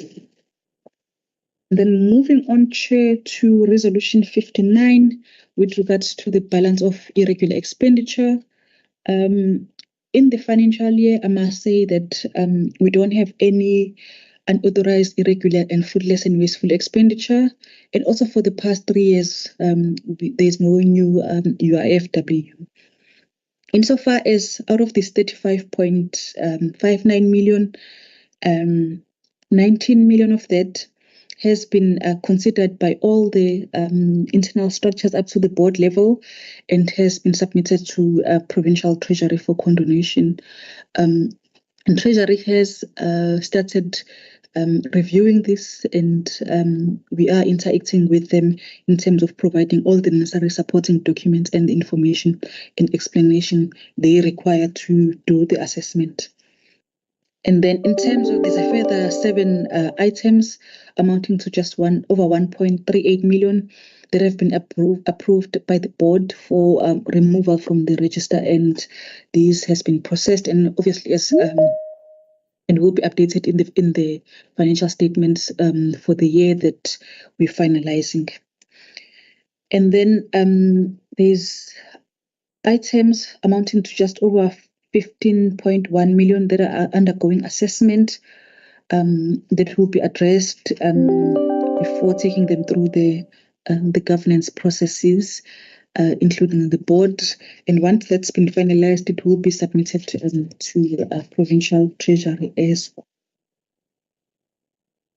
And then in terms of resolution 60 relating to the fruitless and wasteful expenditure for the prior years, we had over 698,000 balance from the prior years. As I've said, that in the current year and the past 3 years, there is no new UIFW. One item for just out of the 698,000, there's 11,000 that where our attorneys are proceeding with applying for default judgment, and also we will proceed with attaching a deduction from employees' salaries from this particular one, and that is in progress. And then on the second item, we have instituted legal processes against a former employee where this said employee intended to file a notice to defend, but that was not done. So our attorneys have prepared an affidavit and application for default judgment, and we will proceed obviously with the attachment of asset insofar as this. So there is recovery in place in this one as well. We are obviously the plan is to recover the whole 698 as IDFC, and we have instituted those particular legal processes. With regard to investigations that are applicable, during the financial year, we've completed about 15 matters, and only 3 recommendations are pending and in progress by management, which we plan to finalize by the end of the financial year. And one of those matters is also being investigated by the SAPS. 5 investigations are in progress and are planned to be completed by the end of this financial year, and the remainder be taken, obviously, in terms of the finalization, we plan to finish by the next financial year. Moving on to the last resolution with regards to amalgamation and of ADA and Dinga T. In terms of the progress insofar as finalization of the financial statements going back as 2015. On this particular one, we did appoint a consulting firm to compile the financial statements as well as the accounting records based on the information that we have available on hand. That was done for 2016 to 2022, and also the audits for those particular financial years. Auditor was appointed, and the audit is currently at finalization, Chair. So what has happened is that because Ntingo was registered for VAT, and from the records that are available, we do not have information that VAT returns were being submitted or payments made at that point in time for these particular financial years. And because of the complexity of that particular matter, we then engaged SARS to assess if there's any liabilities that needs to be settled with SARS. And due to none of us having information or powers and recorded as public officials at SARS, they did indicate that they are unable to give us any information. We then went to the Audit and Risk Committee of Dingwe to request that they get someone appointed as a public officer to obviously engage SARS to get any information. The board of Mdingwe has appointed someone to actually act as a public officer to deal with SARS matters, and that process is underway insofar as getting any information from SARS so that we are able then to finalize the audit process itself. There are challenges that we met as we're trying to finalize these financial statements. The lack of supporting documents or any documents that are available for Dingwe proved to be a challenge. And also, since no one is available anymore that used to be involved in Dingwe, it did pose challenges in terms of, identifying information as well. And also, the financial statements really were prepared from the bank statement, which is obviously not ideal. But that was the information that was available. And also all the personnel that had knowledge of Mdingwe are no longer available. We tried tracking some of them, but it did not prove to be fruitful. But the one matter that is outstanding for the audit to be finalized is the issue of SARS insofar as resolving this. In terms of the funding issue between Mdingwe, IDFC, there is discussions that are underway as well to resolve that particular issue insofar as what happened on the funding issue, as well as the funds that are still unutilized. Again, on that particular one, on the issue of the funds, they are kept in a separate bank account, and there is accountability insofar as just the costs that are paid from that account. It's mainly just the cost relating to the accounting work as well as the audit. That's the only thing that has been paid from those funds. But there are discussions in terms of finalizing that. And then once that's been finalized, obviously the issue of the loan that is owed to IDFC will also be finalized, actually. That's the end of my presentation, Chair. Thank you so much. Thank you very much, CFO. I don't know if there's anything that anybody wants to add, or I can then hand over to members. Okay, that's fine. Colleagues, let me by show of hands see those of you who wish to ask any clarities or questions or comments.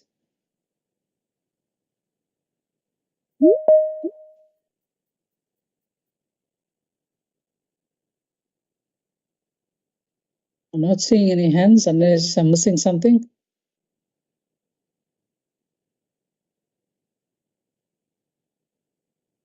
Honorable Mchali. Okay, Honorable Mchali. Is there anyone else? Okay, go for it, Honorable Mchali. No, thanks, Chair. Greetings to everyone. I think for me, Chair, is to really commend the institution for the improvement. And I think we continue to see this improvement. Even last year, we were able to see it. So we should really commend them. And I think they're on the right track. And the resolutions that we take, they seem to be able to respond to them. However, there's only one question, Chair, that I wanted to check. I'm sure, Chair, you've also seen in the media, we've been told a lot of things, is to check if everything is still on track, firstly, with regards to the license and what has been said that I think there was a particular date that they were given to put the house into order. If they're not, we are running a risk that they will not be in a position to continue operate. Now, I just wanted to check is there any of such, is it true? If not, what is the status moving forward I know that the MEC as well did respond to some of the issues that were publicly raised and dispel those notions that were not true. But I just want to check and further if they still continue as well with the new clients. Are they taking in new clients or they've stopped? But other than that, I think really, Chair, we must really commend them, the improvement that we see. We must say, Pearl, that your team is really doing well, and we wish you continue to do the same. But also, I think, Chair, we must continue with the support that we've been giving them. The one honorable member, I think it was Honorable Kaula, who was speaking after the AG, if I'm not mistaken. And he went on to say that the role of SCOPA in many institutions, it shows the improvement. I mean, the improvement in different institutions, including the municipalities. It indicates that our SCOPA has really been at work. And it means that those that we engage, they do appreciate the fact that it's never a fight between us and them, but it's a working together relationship that seeks to find solutions together. And when we see improvement, we must be the first ones, because we were the ones who were criticizing Ital at some point. And I must say that every time they're appearing to us, I see new improvement over and over again. And for that, we must salute you, Pearl, with your team, as well as the MEC. Thanks, Chair. Thank you very much, Honorable Nchali. Before I hand over to Honorable Kaula, Honorable Charlie, can I just ask your indulgence around the issue of the banking license? Because the next entity we are meeting is Itala SOC, and they are actually the ones who are subject to the issuing of the banking license, etc. And I think the questions that you have posed would be better placed with them. If I could crave your indulgence in that regard. Because, they are literally the horse, and we get the idea from the horse's mouth. Honorable Kaula? Thanks, Chair. Thank you very much, colleagues and the Itala team. I also echo the sentiments of my colleague, Chair, Honorable Mchali. But just one issue, Msholos and Ngolos, in respect of this thing of the write-offs, what is it that becomes your responsibility after a write-off? Because, people can be very funny. One gets a write-off here and they resurface elsewhere some years later. How long does it take you to track a person to whom you had granted a write-off? How old does it become that you get satisfied that it's money that will never get back to you? And what is it that becomes your responsibility after you have written off? Thanks, Chair.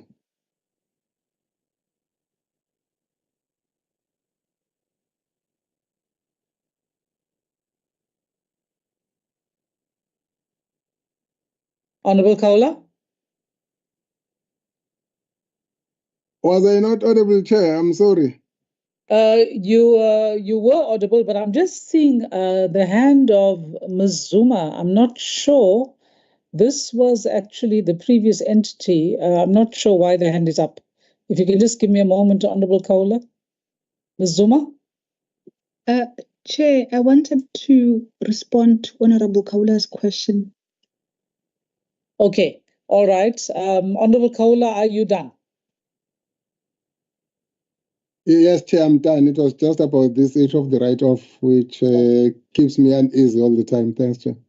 Okay, no, that's fine. Before we hand over to Ms. Zuma, let me just also say that we do note that the improvement in what is going on in IDFC, for example, on the irregular expenditure, right, which they have had some condoned, some that is being investigated, and some that is under further consideration. Also, we must welcome the fact that you've not incurred new unauthorized, irregular, fruitless, and wasteful expenditure for the past 3 financial years. That is actually very, very good. But for me, the concern is this. It's the issue around the amalgamation of the ADA and Intingwe. And I can see that this seems to be a process that is quite complicated, unlike what it appeared to be originally. How far are we gone on the issue of the funding there? If you could just give us that, Ms. Zuma, when you speak. And also, prior to, if you can just cover that. I don't see the hands of any other members. So I think it's just the members who have raised the issues. They seem to be covered. Thank you.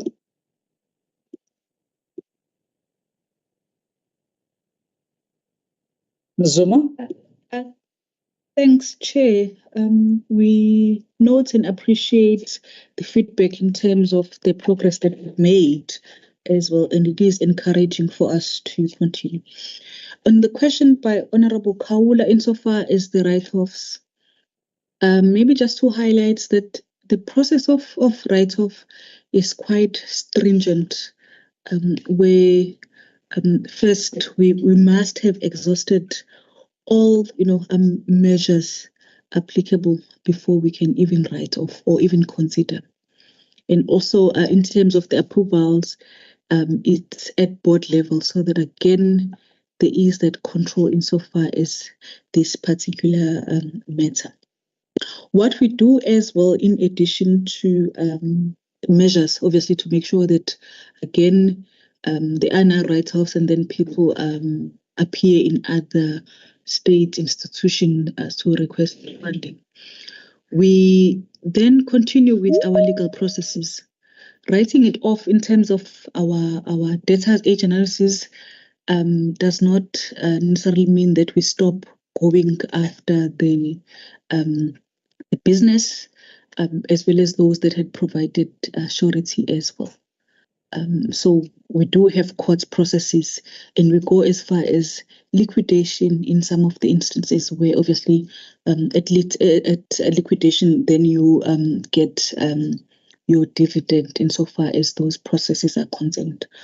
Now, in terms of the controls that we have within IDFC to make sure that people, we don't write off debts for non-payment within IDFC and the person appears in another entity applying for funding or loans at IDFC. Again, we write off, but before we approve any new loans, we check within our systems as well that indeed there are no outstanding loans or defaults that you've had with IDFC as well. Obviously, as part of the legal processes, for those that are not paying as well, where we have gone to court and obtained judgment, that is obviously listed on the various credit bureaus as well. So those are some of the processes that are there to protect IDFC in terms of issuing loans to people that have defaulted and not paid or not made any arrangements, and also to protect other state organs where again they can check even in ITC in terms of any legal processes or judgments that have been taken against those businesses. Chair. So that's what we have implemented and are currently implementing. On the issue of Ndinga as well as the issue of resolving the debt, I'm going to allow CE to respond on that particular one, Chair. Thanks. Thank you, Ms. Zuma. Ms. Bengo. Thank you again, Honorable Chair. Honorable Chair, on the issue of Ndingwe, I won't go back on what the CFO has said. Once the financials are finalized, because the operations of Ndingo are now with ADA, which then they will decide, because the board of Ndingwe then will decide if they want Ndingwe to stand alone as an entity or it will be under ADA. As IDFC, what then would happen? The amount of 65 million will be the shares that we will keep with Ndingwe, of which if once Ndingwe start operating again, because we understand that wants Ndingwe to operate as a business again, they will then pay us on yearly basis as dividends. So unfortunately, as a Schedule 3D, we have to keep it like that. We will keep them in our books until the amount is totally paid, unless we have any other intervention, whether it's legal or whatever, to say Indingo cannot operate, then it goes the same way then to go to liquidation and all of that, because we are involved as ITFC. But for now, once the financials are finalized, we'll definitely then wait for the dividends once Indingo is operating. Thank you, Chair. Thanks, Ms. Bengu. Colleagues, I don't know if there are any other matters that you wish to raise, because, as was pointed out, they're not huge issues, right? The irregular expenditure was a big thing which we've dealt with. Their loans, the non-performing loans, etc., were also things that were of concern, and the decline in profit, right? I think that although they had reported a profit in 2023, it was actually a decline compared to the previous year.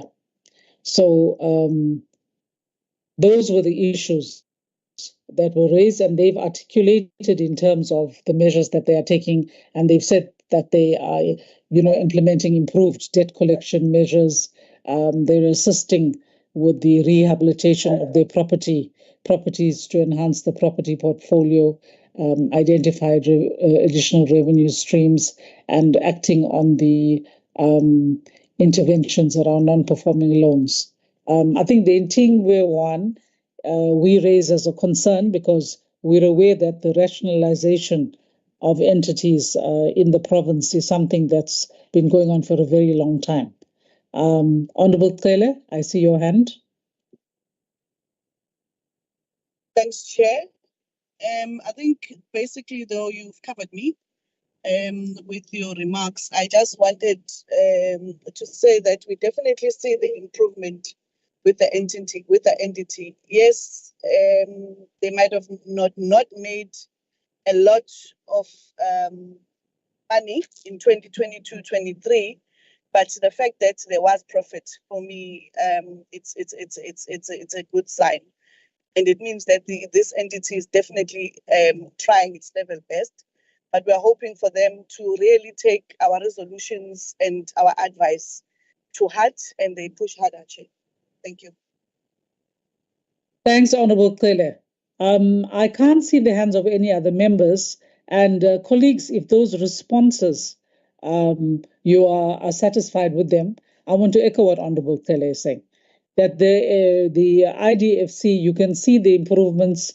They're not, pulling things out of the air, and they are on the track. Obviously, we will meet with them again as we monitor their progress, but we can see progress. Must also say that the drop in profit that they showed was in part, the recovery from COVID, which everybody knows had a very negative impact on industries, as well as, the wanton destruction of properties that had occurred in July 2021 in the province. And that, did, give a hit to many of the businesses as well. But overall, I think it would be fair to say, C and the board, that your responses are satisfactory, and we note the progress, and we look forward to these issues being cleared.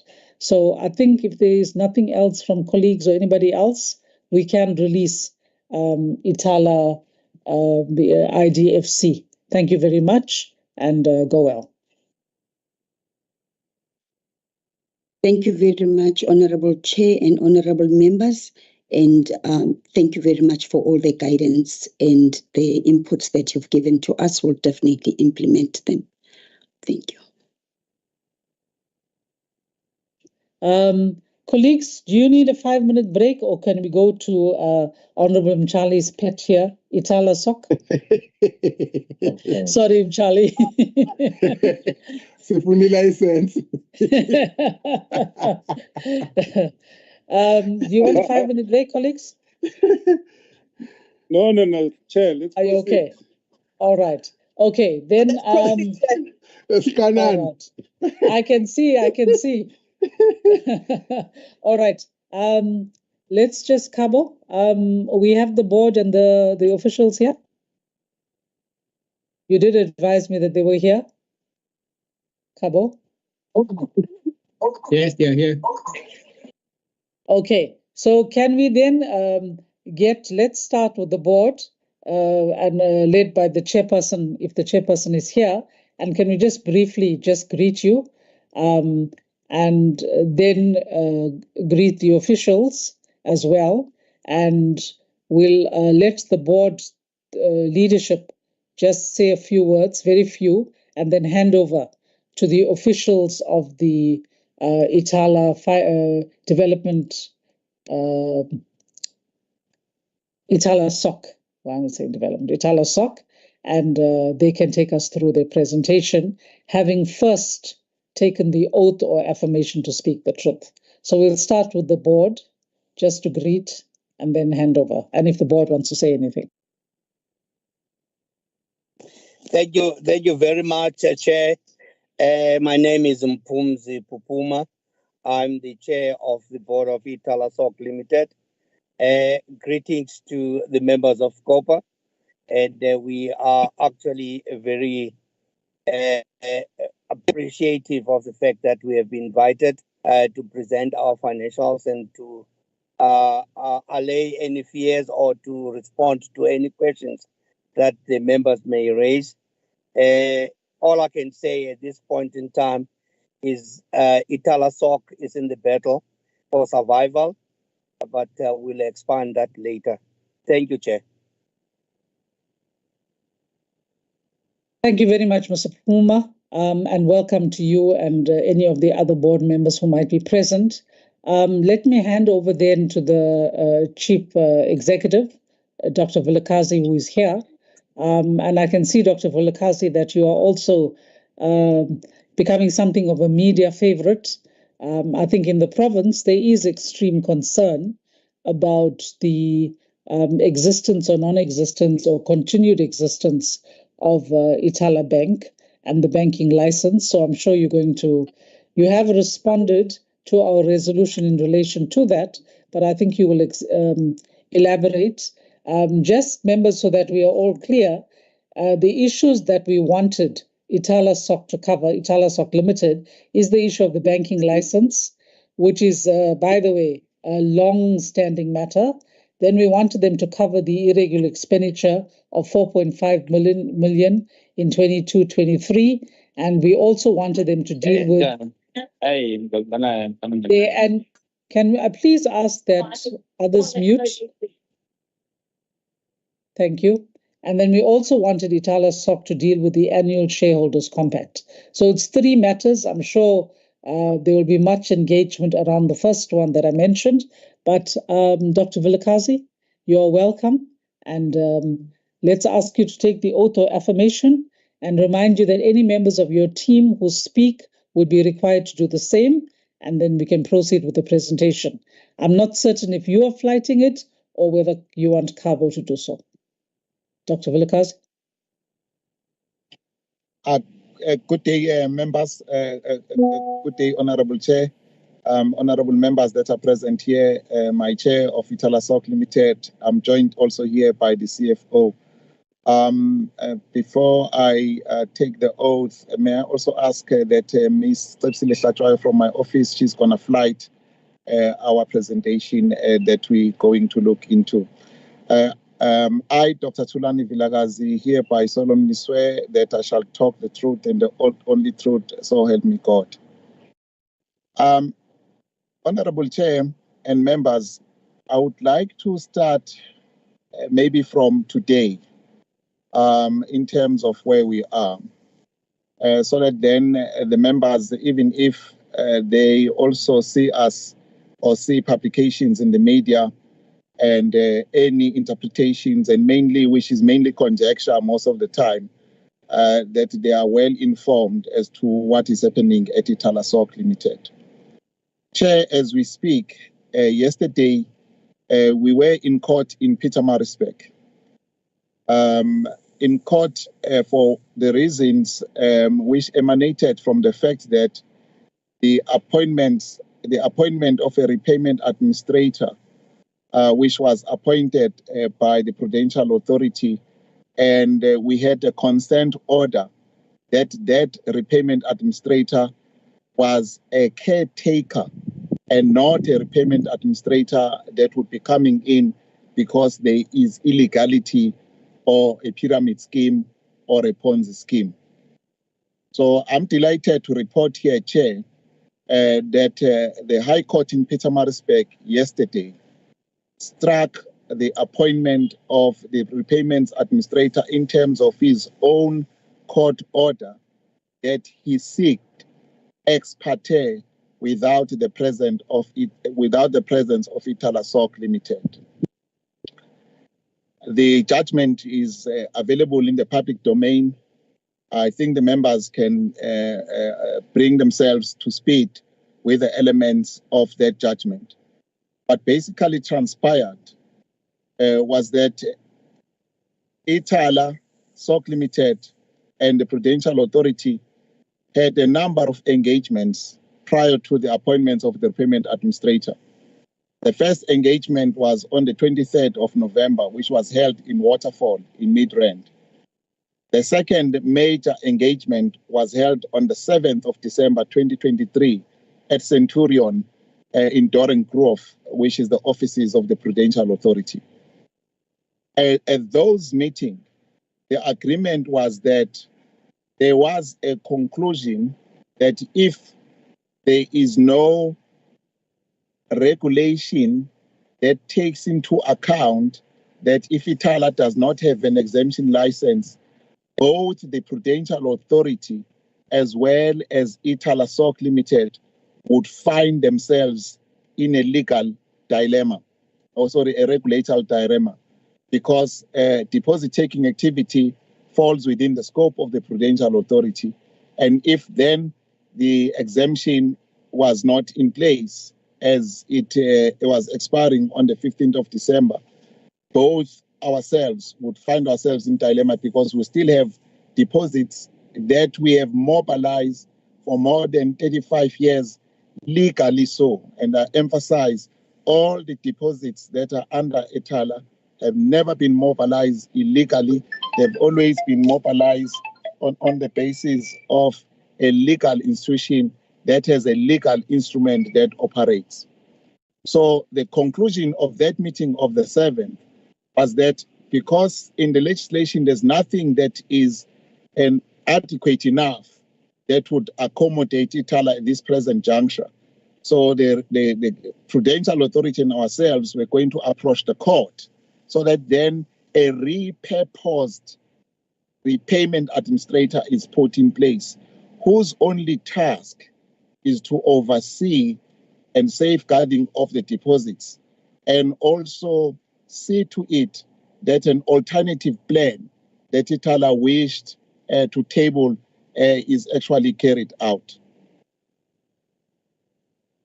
So what then transpired after that agreement and that consent order in Pretoria was that the repayment administrator approached the court in Maritzburg on the 21st of December at 8:30 without our presence. And therefore, the court yesterday found that there were certain matters that were not fully disclosed to the court. Even the fact that there had been a prior agreement was not fully disclosed. And so on that basis, that order of the 22nd of December was struck off roll by the court yesterday. So I think, Madam Chair, that's very, very important because obviously, again, we cannot rely on the media. So as you said correctly, so you're hearing it from the horse's mouth. Any conjecture that says otherwise would be really not telling the facts as they are. However, there is still another court matter that is pending between ourselves and the Prudential Authority and its agent, the repayment administrator in Pretoria, which was heard on the 8th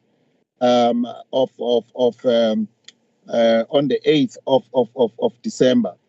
That matter concerns the interpretation of the consent order of the 20th, because the consent order of the 20th gave this aspect that Itala would exist under this caretaker repayments administrator who's not there to close down the business, but who's there to safeguard and make sure that the activity continues under his direction, under his administration. So when we take the aspect of deposit taking, any deposit taking past the 15th of December would happen under the umbrella of the repayment administrator. And that's very important. Obviously, there's been matters of contention because if you go into the Banks Act, Madam Chair, and I'm sure as lawmakers you're aware of Section 84, that normally a repayments administrator is appointed when there is illegality, when there is Ponzi scheme, when there is pyramid scheme. And even if someone would go to court and say to us, okay, I want more powers than I've been given, we are running a public institution which is under Schedule 3D of the Public Finance Management Act. We're a subsidiary of IDFC. We are accountable as public officials. There is no way that members of Itala SOC board as well as the executive would go to the extent of doing anything nefarious when they know that on a daily basis, on frequent basis, on periodic basis, we report here, as I'm sitting here today, reporting to this entity. That is different from anyone else who would go out there and set up a Ponzi scheme and therefore hide whatever proceeds that they've made. In our case, that is not the case. And we are glad and delighted that the judge found so yesterday in terms of his judgment that it is an untruth that there's some level of illegality which would necessitate anyone else appointed as administrator to go beyond the powers that have been concerted together by both parties. So that's where we are in terms of the legal entity. On the performance aspect, Madam Chair, we had the opportunity to go to Parliament invited by the SCOPA, the Public Finance Accounting Committee in Parliament in Cape Town. And we were able, as we have done this many a time here at this committee, to assure even that committee, and we also reaffirm our assurance today, that in terms of financial soundness, when you talk about liquidity, you talk about capital adequacy ratio, you talk about leverage coverage ratios, you talk about net stable funding ratio, you talk about our surplus funds that we have in our business, Itala SOC Limited is a very sound institution. Secondly, Itala SOC Limited has never over the last 30, 40 years dipped into depositors' fund to fund its operations. Deposits are there for growing our land book, and that's all. And as we have just heard about our parent, we are part of a group that has a very sound financial aspect. Sorry, my apologies. As it has been reported in terms of that entity being profitable, that entity also not going bound in hand to beg from government or to ask for more funding from government. So those aspects in terms of the condition that would have arisen for the appointment of a repayment administrator on a normal basis would not apply. Again, I want to dispel and demystify and also put it in place. We are not any other activity that has happened in this country or any in the last 2 years. And that should also the members appreciate that we take our duties very seriously. I myself have been a banking professional for close to 35 years now, and our reputation is the only thing that we have as bankers, and it would be more important and prudent to do so. Now, maybe driving back to Baba Tabangani's question, Honorable Mjali's question. So where are we now? What is happening? So in terms of the current activities, under the status of the RA, effectively appointed on the 18th of December, we have our activities trading continuing in our business in terms of payments, in terms of transactions, and other parts. Now, one of the things that should be very familiar is particularly if the mayor is here and others, that people lose interpretation and through conjecture. If you talk about a branch such as in Mbazwana, the next town, as you know, is 65 kilometers away. In some places, our operations are 75, 80 kilometers away. So if you're going to come to a decision that says you are going to fold this operation, that means that person who's getting a SASSA grant, which is a nominal 350, must now spend more than 120 rand up and down going to town to get that SASSA grant. So there is a major public interest that we need to safeguard, and also in terms of our clients and our depositors. Madam Chair, we have not seen any flight of deposits as we speak since the 20th of November. We have not seen that. And that is an attestation in terms of how we manage our business and how we continue to focus and actually deliver on the financial inclusion mandate. We have had challenges, though, because we do believe that because of misinterpretation as well as intent to usurp whatever powers or directives that are given to authorities who we must cooperate with, that we have seen a bit of a challenge. For instance, on our SASSA grants, because the appointment of the repayment administrator has not been communicated clearly.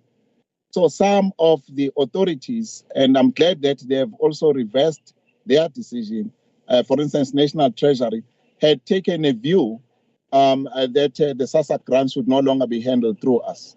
And we have learned and been advised that they have actually written back to the Prudential Authority that should be not the case. Because again, there's a responsibility in the national payment system that people are receiving salaries, payments, transactions on weekends. As we speak, it's Friday. I'm sure with due respect, there are people in our branches who are there to get their funeral policy payouts because of bereavement and burying their loved ones this weekend. So how can we then, at a sudden flick of a button in a rural area, tell them they cannot access their insurance premiums and collections? And there's been a high-level involvement at the MEC's level, the cabinet through the premier, that we even reached to the president as well as the minister of finance early last year, and some of the engagements recently. Both the office of the president and the office of the minister of finance have called for both the RA, Itala SOC management, and its shareholders to cooperate and collaborate so that then we are able to sustain this institution going forward. We also acutely aware that there are other regulators, if you talk, for instance, financial sector regulator, that we are engaging with, and so and some of the regulators that are also need a lot of see-through as to what is happening. So our plan was then the deposits, because we don't have the license at the moment, and I'll speak about the license very soon. We were then going to approach another bank, another institution that would then become our alliance partner. And that alliance partner would then have the visibility of our deposits.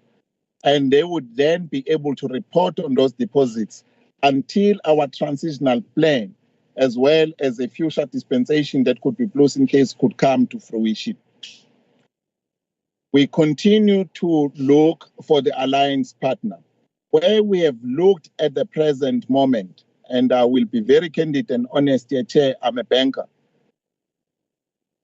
In some instances where we were approaching the institutions to be our alliance partner, the appointment of the repayment administrator spooked them, because in their understanding, the repayment administrator is only appointed when there is bad apples in the cupboards.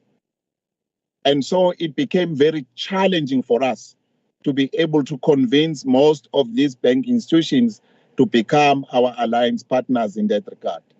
But we continue to explore that option with a view to then secure an alliance partner.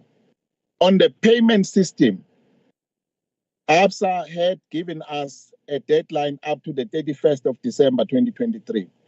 I want to assure you that on the eve of the 31st of December 2023, we were still on the national payment system, because we had an agreement with ABSA, which was very pragmatic, that we will not just be dropped off the national payment system. However, we would have a transitional period from the 1st of January to the 30th of April this year, where we will find another sponsor that would then deal with our participation in the national payment system. Now, that aspect is ongoing. We continue to look at a number of players in the market. The national payment system of Italy is a very simple process. Again, to avoid conjecture anywhere in the media, Italy only requires a regulatory compliance.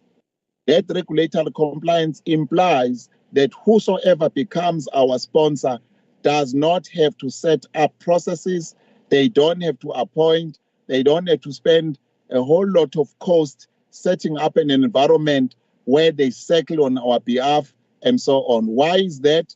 Because our involvement in the system also has another partner called Direct Transact, who performs certain elements of settling on our behalf. So it's merely moving from Bank A pointing to Bank B in terms of the architecture that is put in place. So again, the national payment system makes provision for payments, makes provision for third-party payments, and so on. Madam Chair, I happened when I was quite very young in 2002 to have made a contribution when I was with one of the financial institutions to open up the national payment systems. Hence, most of us today are able to go and transact at retail shops, which are not banks, and pay and have instantaneous withdrawals and so on, because the national payment system has to open up in terms of even non-banking financial institutions. So as we, so maybe as I would like maybe to pause the comment and just focus on the application and the exemption. We submitted our application for Section 12 on the 29th of June, before the 30th of June. Our application has 3 volumes, Madam Chair and members. It has 1,481 pages. It's a 3-volume because of the work that we have done since my appointment on the 1st of September 2020, where we can demonstrate clearly about our governance structures, how all committees are functioning, about our executive committee, about our credit policy, and a number of things that previously had been found to be shortcoming. The only challenge that we had was that at the time of putting in the application, we had the Financial Matters Amendment Act, which says the provincial entity cannot become a shareholder. However, IDFC had made plans to go through a process of PFMA Section 54 to dispose of its interest, so that then it would then qualify through forming an interposed company. It is our view, as we sit here, Madam Chair, that our application has not been considered. Our application has not been considered. And we are obviously looking at all other aspects and measures that we could put in place to make sure that the Prudential Authority fully considers our application on merit.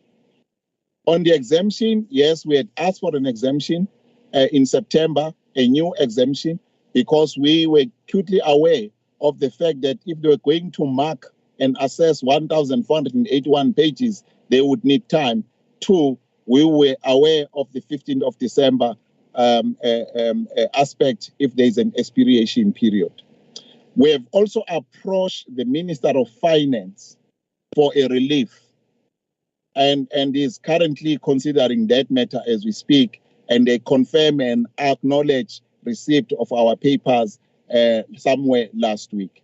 So, Madam Chair, that's where we are with the aspects of banking licenses and the exemption and what has been happening.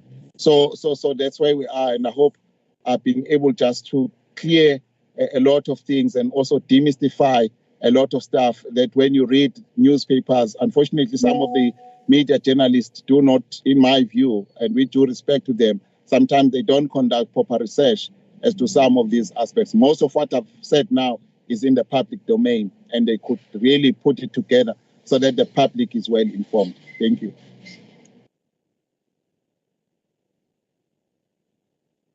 Madam Chair, I would then ask for resolution 2 and 3 to be covered by the CFO, Mr. Mohamed Kafur. Thank you, CEO. Can we ask Mr. Kafur to cover those two resolutions? Members, just flag all your questions. We'll deal with all three resolutions and the issues at one time. Mr. Kafur, before you do your presentation, please take the oath of affirmation. Thank you. Thank you, and good morning, Honorable Chair, honorable members, and fellow colleagues. I, Mohammed Kafur, swear to tell the truth and nothing but the truth, so help me God. I will cover Resolution 64 of 2023 and 65 of 2023, which deals with the irregular expenditure, as well as the shareholders' compact. Those two were the matters that prevented Itala Stock from obtaining a clean audit in the prior financial year. Although there was a huge reduction in irregular expenditure year on year from 2022 to 2023, we still incurred 4.5 million. In the prior year, we incurred over 18 million worth of irregular expenditure. However, we have put in quite a bit of processes in place, hence you're seeing the reduction in the 2023 financial year. In addition to that, or the main reasons behind the irregular expenditure was that we continued to pay for services under expired SLAs.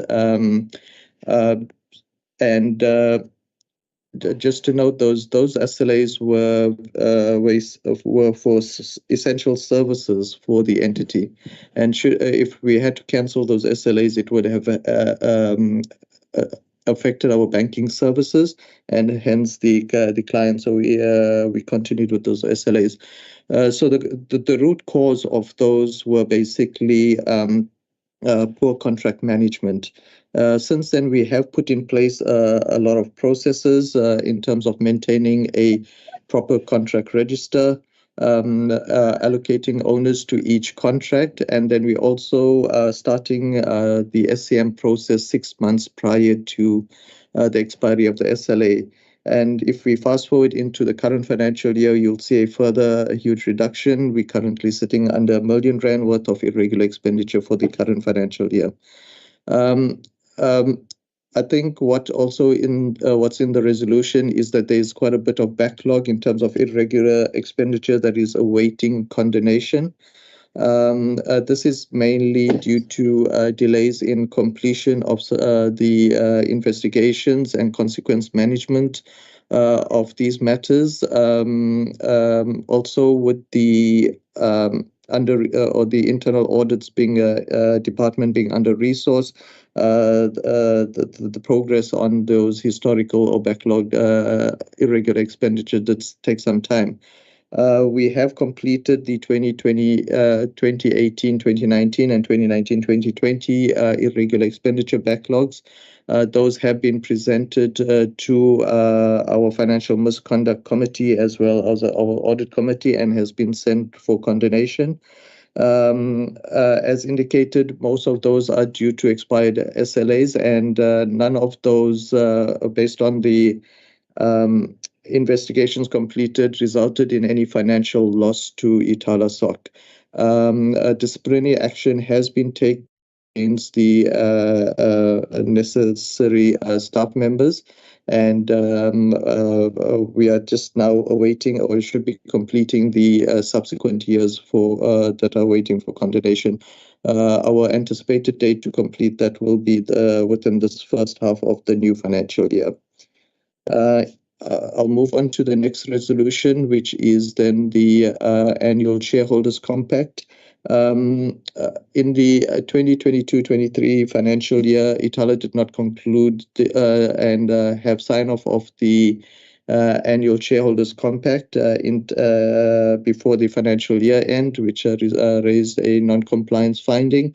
We have subsequently finalized that, and that has been approved and signed off by both IDFC as well as Ithala SOC on the 12th of September 2023. Thank you, Madam Chair. Thanks very much, Mr. Gafoor. Colleagues, I can now open the discussion to you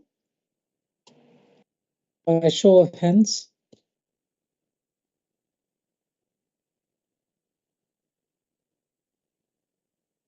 If I can't see your hands, please shout.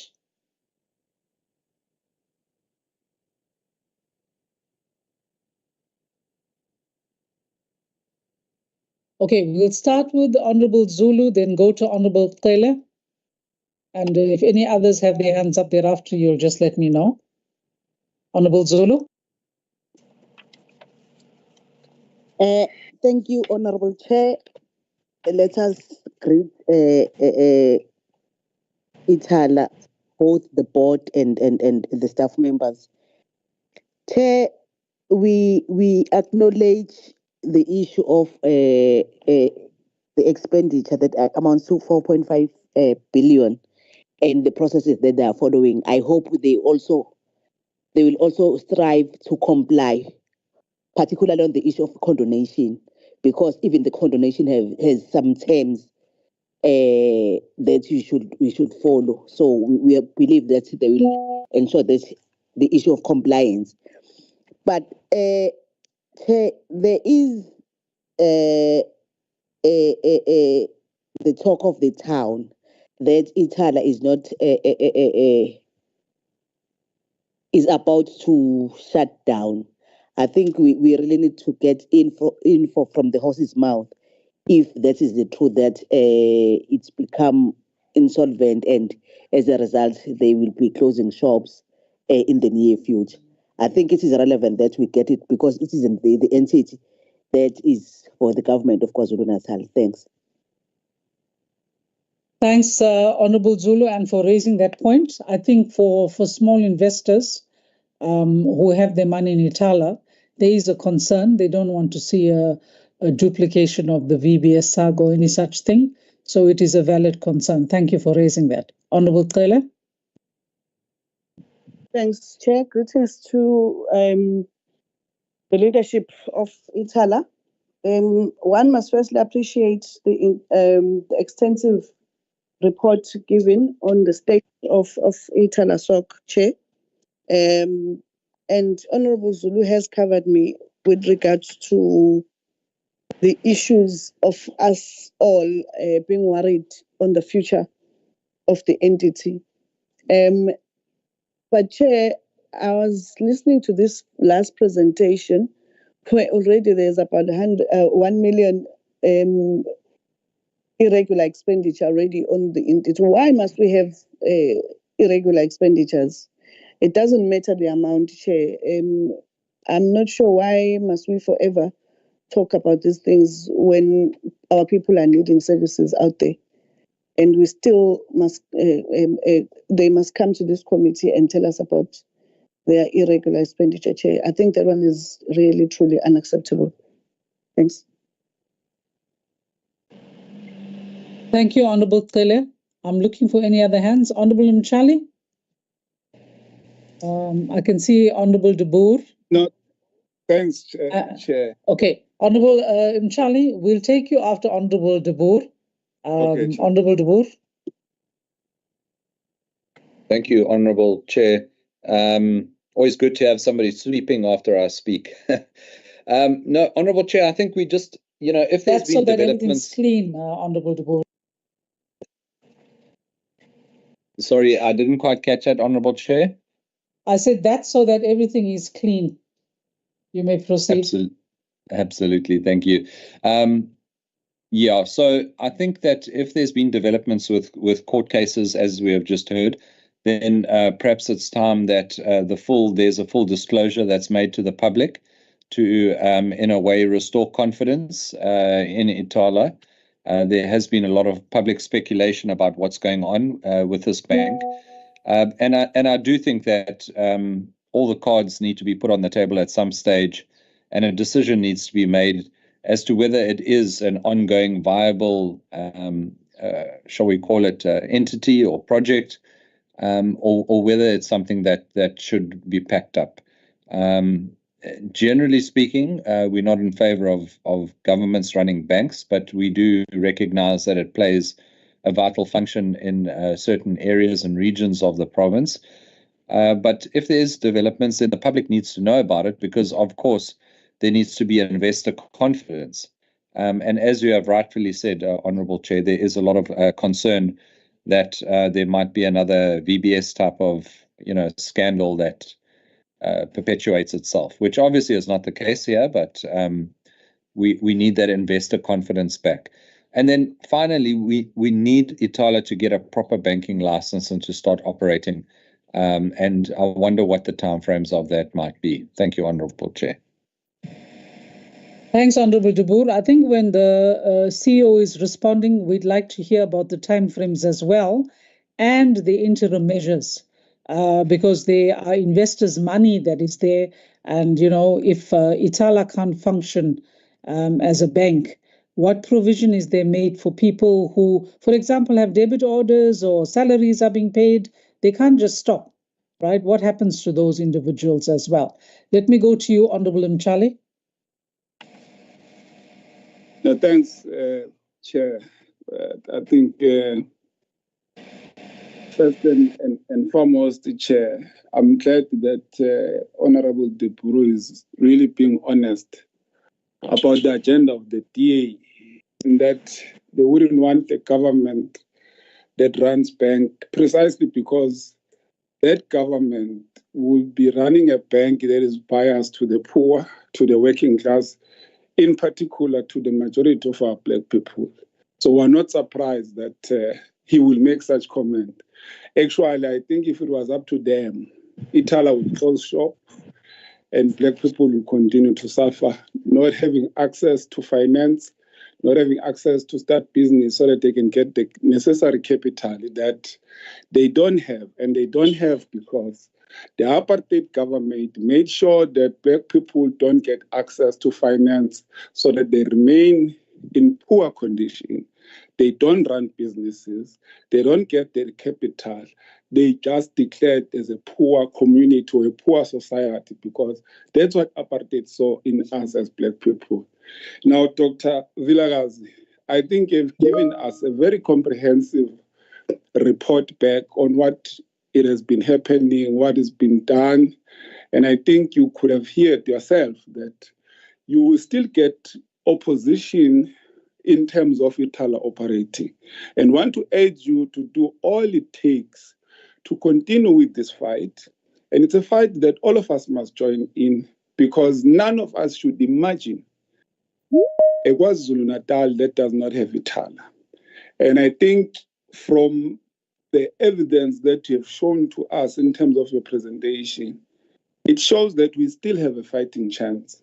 But all now we need to do is to really be able to say, where are we lacking? What is our strength and what is our weaknesses? So that as all those that need to play their part, they join in from an informed position, because the information that you've presented to us today, I find it's an information that I didn't have before.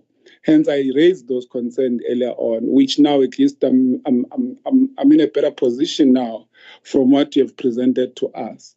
Now, the only thing I want to check now, Dr. Vilakazi, is that let's put it in the layman's language, because I understood that some couldn't comprehend what we were presenting, because part of your response had responded to what Honorable Debor is asking.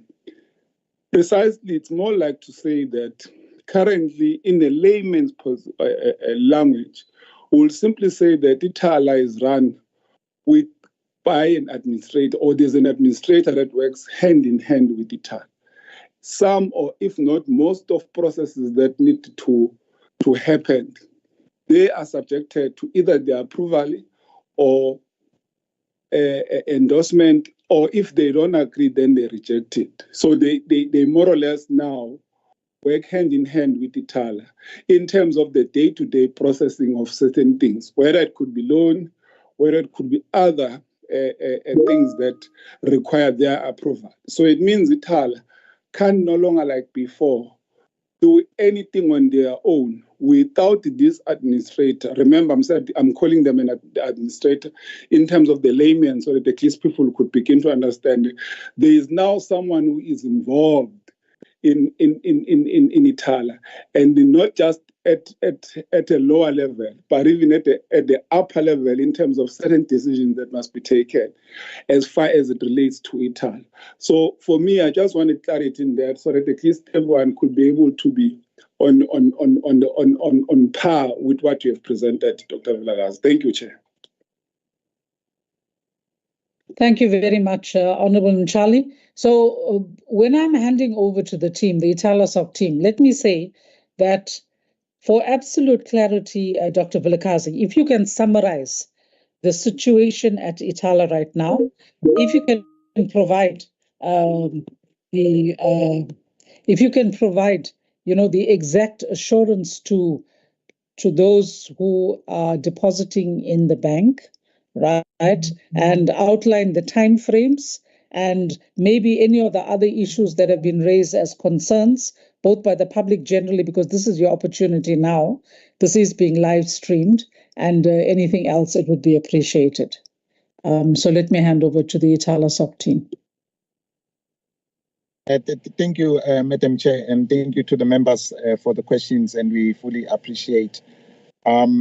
We obviously, Honorable Zulu had asked a question. Just for the record, the number is not 4.5 billion, is 4.5 million, just for the record, in terms of what was discussed under irregular expenditure. Nevertheless, the key question, and I want to put it in simple terms, ITALA is solvent. ITALA can meet its payments, can meet its obligations. ITALA has cash in the bank. Instead of saying maybe net surplus funds, we have cash in the bank. We are liquid. We are above the requirements that are set for us of 15%. We are also able to meet any payments over the next 12 months. So we are an entity that is financially sound. We do not carry any of the characteristics that were associated with the institutions that were mentioned here previously.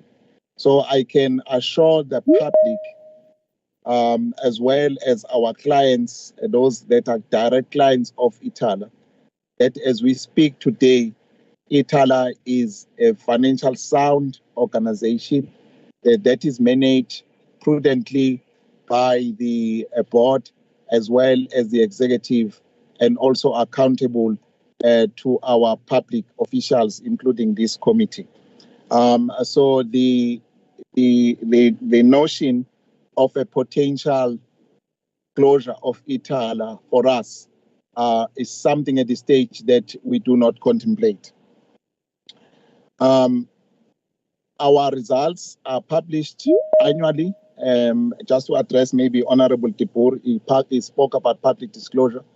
Almost on a trot for the last 3 years, and previously maybe even the last 5, 7 years, Itala has received clean audits, unqualified audits, obviously with findings here and there, but that has been a trend that we have established. We have also been supported by our shareholder in terms of our capital, albeit challenging because it's not adequate enough to meet some of the regulatory expenses that we have to deal with.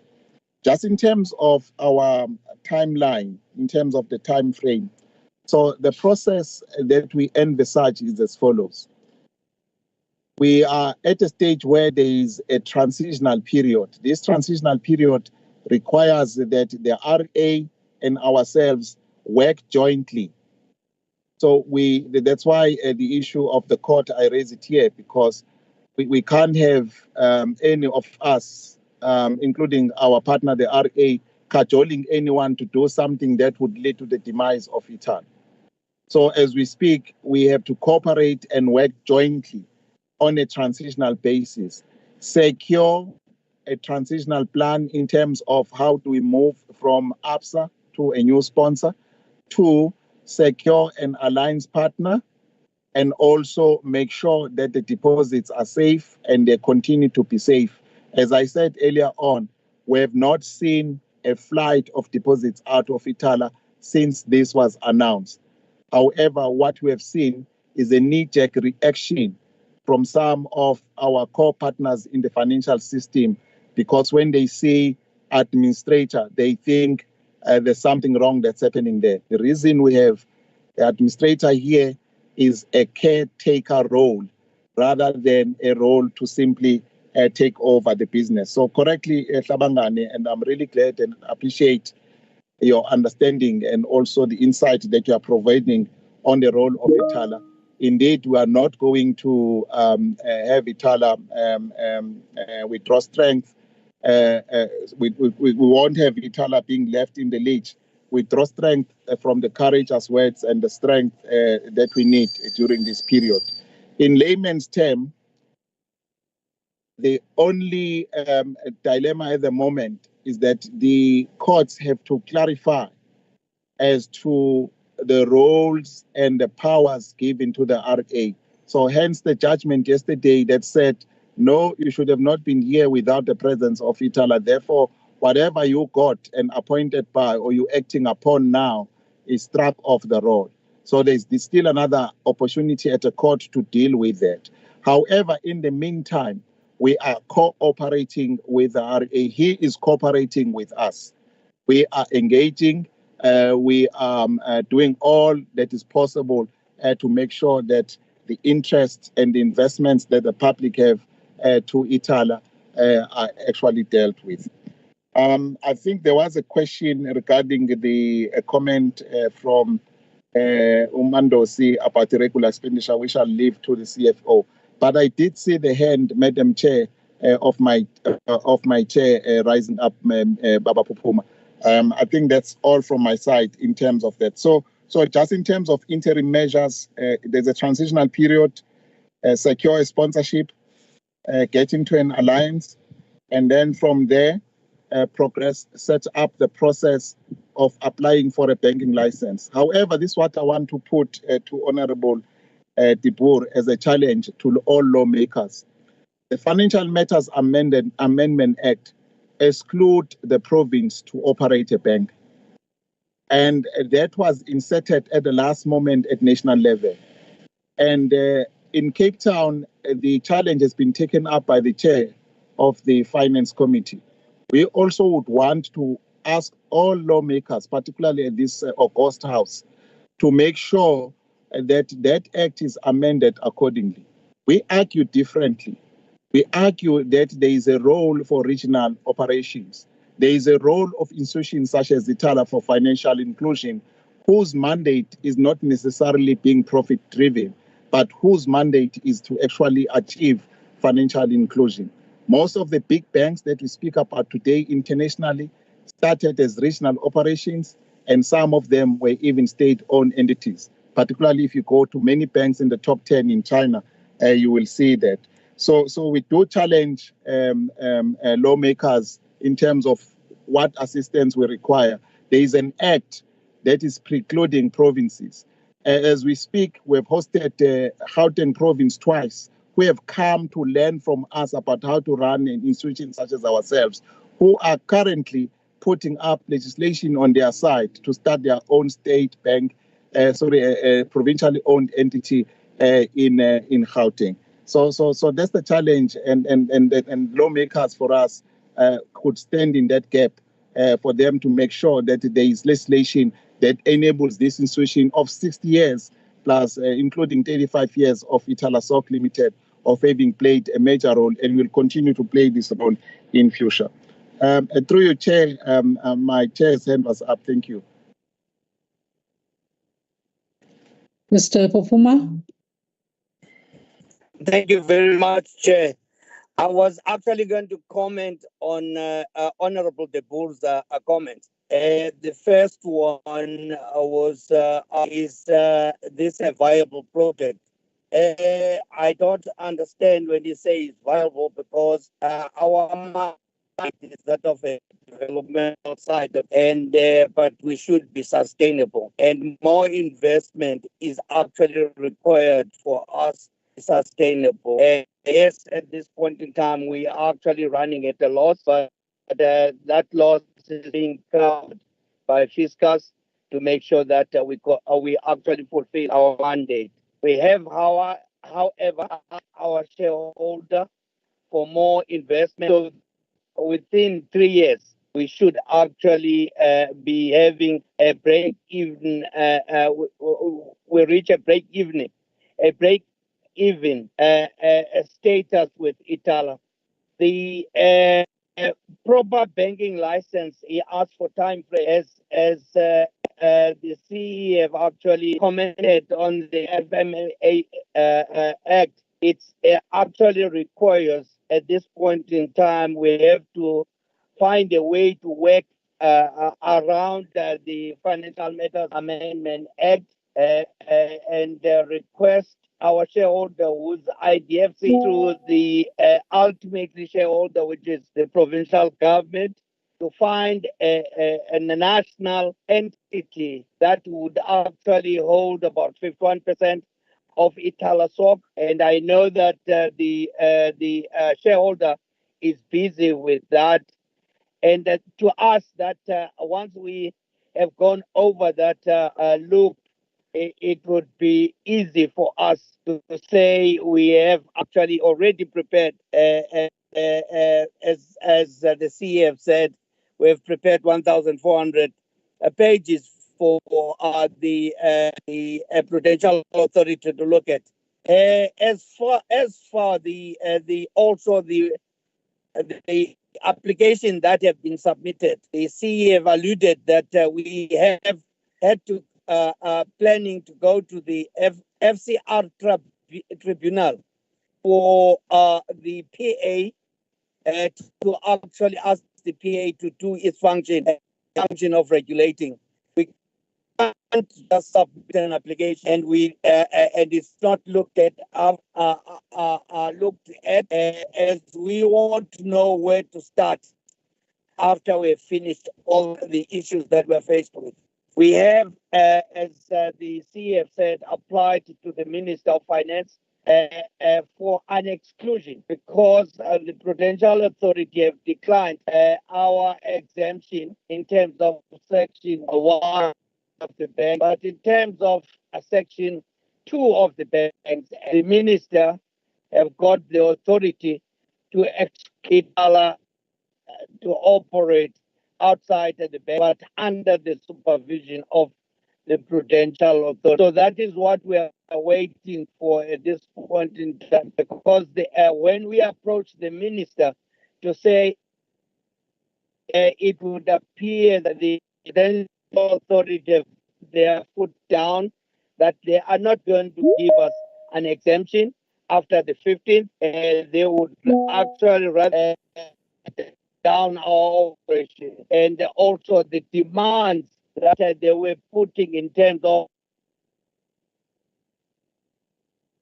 actually going to make the province bankrupt. I mean, to take two billion and actually place with the Prudential Authority as a guarantee, which would guarantee 7 for every that we take from the past. So that was a climate that would make the province even bankrupt. So we are working very hard to actually get some clarity. Yes, alliance is only viable a proposal at this point in time, but we are hoping that the Minister of Finance will our give us this.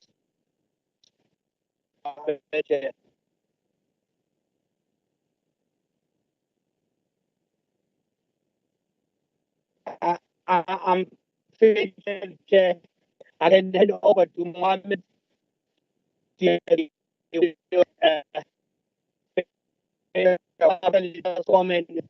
Sometimes when you for the ATMs, ATMs, you have not signed or use the contract, the ATM will continue. That's why we'll continue to have these smaller amounts on irregular expenditure, because the negotiation, sometimes people just, they know that we need to have an ATM, they actually price exorbitant, and then we have to negotiate. But I'll hand over to my to take give some more clarity in terms of the continuation of irregular expenditure. Thank you, Madam Chair. Thanks, Mr. Palmer. Let's hand over on the irregular expenditure. Thank you, Chair. Yes, I think Mr. Pupad did touch on that slightly. So why we do continue to incur this irregular expenditure is because we are reliant on various service providers for lots of banking services, like the hosting of our debit cards, as well as outsourcing these ATMs on certain service providers, as well as various other devices that are out there.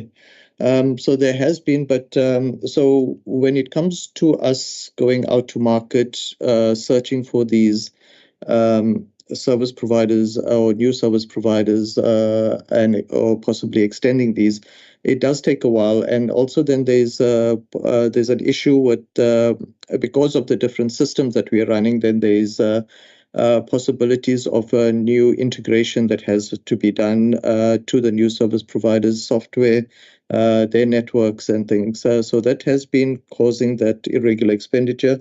But we have, as indicated, we have put in quite a bit of processes. We have now started the SCM process very early on. So should it come to that juncture where there's additional work that needs to be done after the appointment of the service provider, which results in us continuing to use the previous service provider. We are now looking at those and starting the process very early, so to reduce that.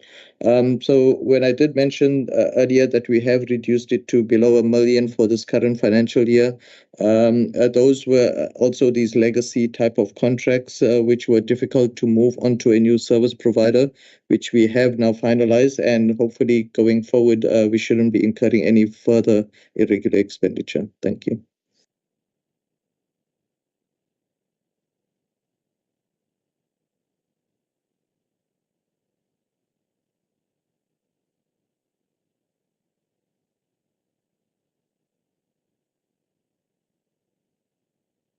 Apologies, I was muted. Thank you. Colleagues, are there any other issues, anything anyone wants to add? Are we clear in terms of the, if we are to be asked, the issue of Itala and the banking license? I think the irregular expenditure has been covered. And then the compact. All covered? I need guidance from you, colleagues. I want to be accused of rushing things, railroading things. Yes, Chair, we're all covered. I think even Honorable Dibur was educated today, so all of us were covered. Very clear. This is a very complex matter, so it requires a very broad understanding, especially with, as far as it relates to finances. Thanks, Chair. But we're covered, all of us. Yes. The summary, there is an administrator who is managing those things. They are looking for a partner. And the important thing is that people's funds are safe, right? There's no danger to the monies that people have deposited, etc. I think those are key messages we must take from this. Okay? All right. In that case, colleagues, let us just thank Itala SOC. We are hoping that, this application, we must tell you, for the banking license, we have seen many, many teams come here over the years. It's extremely frustrating, and there are always stories. So we hope that this time there will be some success that has been achieved, and we will now release you and your team. CEO, chairperson of the board as well. Thank you for coming here, and you are now released. Mr. Pupuma, I see your hand is up. Do you want to say something? No, I pressed the wrong button, Chair. I was going to say goodbye. Thank you very much. Okay, fine. So thank you very much, Mr. Pupuma as well, and we will release the team from Itala SOC. Colleagues, our next one is... Honorable Member, thank you. You're welcome, Dr. Vilakazi, and good luck. Let's hope we have better news when next we meet. Our next entity is KZN Tourism, and I know they are here. Kabo, are you flighting or are they flighting? They are flighting. Okay, fine. Okay, there are not many issues with KZN Tourism, colleagues.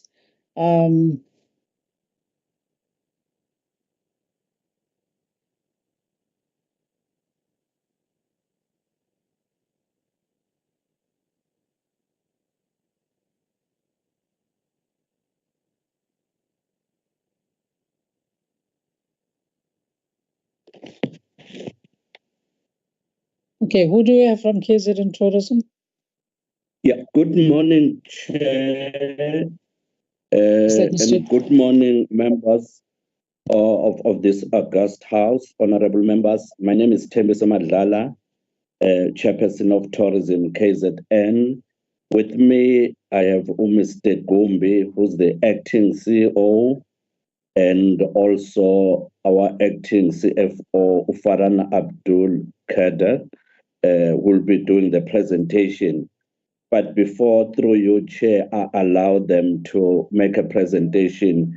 I would like to express our sincerest gratitude, Chair, to the SCOPA, the committee, for its guidance and support, and especially, Chair, on your insistence and questions on the issue of the filling of vacant posts, and especially on the process of rationalization.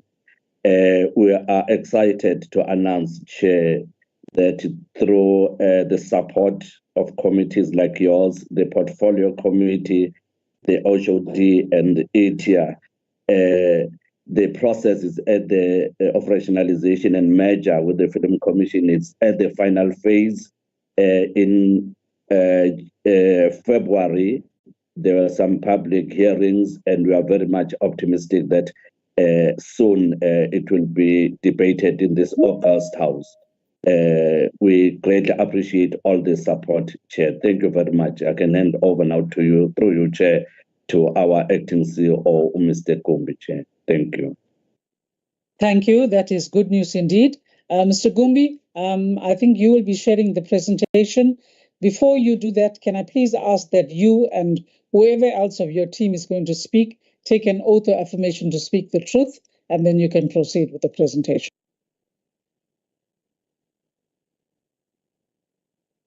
Thank you very much to honorable members, the chairperson of the board, and all colleagues who are part of the meeting.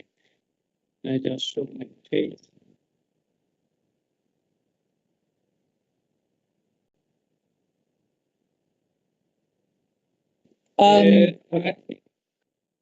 I suppose it's not going to be here, but I solidly confirm, but I will speak the truth and the only truth. So help me God. I'm not sure whether we want the CFO to do the same. Okay, we've got you, Mr. Gumbi. Are you leading this presentation, or is there the CFO? Yes, I'll be leading it. Okay, proceed. Thank you very much, Chairperson.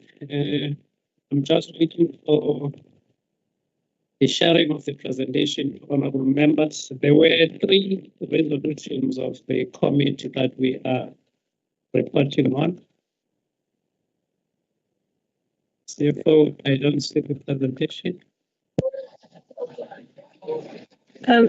Sorry, Chair, I'm unable to share for some reason. It's not giving me an option. If I can please request that it be shared by Mr. Mfunazi.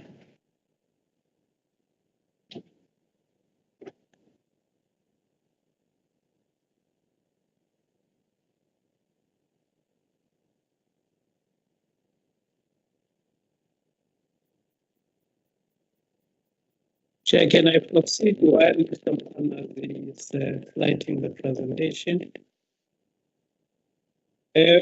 On the first resolution, Chair, it was in relation to the document of 4.9 that relates to issues of VAT.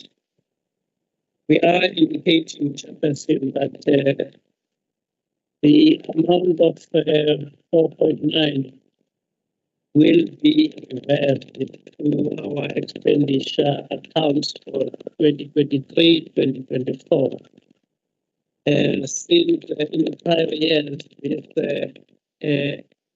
amount was not eligible to be regarded for any input of VAT. So SARS should not have been recorded to that effect. But what we have ever done was to embark on a commencement of the deregistration, where we have been able to update the around the administrator with the Office of SARS, where that process was completed in December 2023. And now the reflection through SARS is clearly indicating as to who is acting, and that process has allowed us to then on the completion of the registration process. The registration documentation was submitted on the 6th of February, and at this stage, as we see, we are just waiting for the conclusion of the registration, Chairperson. And we are indicating that this issue indeed has been attended to, and it will no longer be reflecting in our financials. On the next one, in relation to number 2, Chair, in terms of the resolution, it's in relation to expenditure.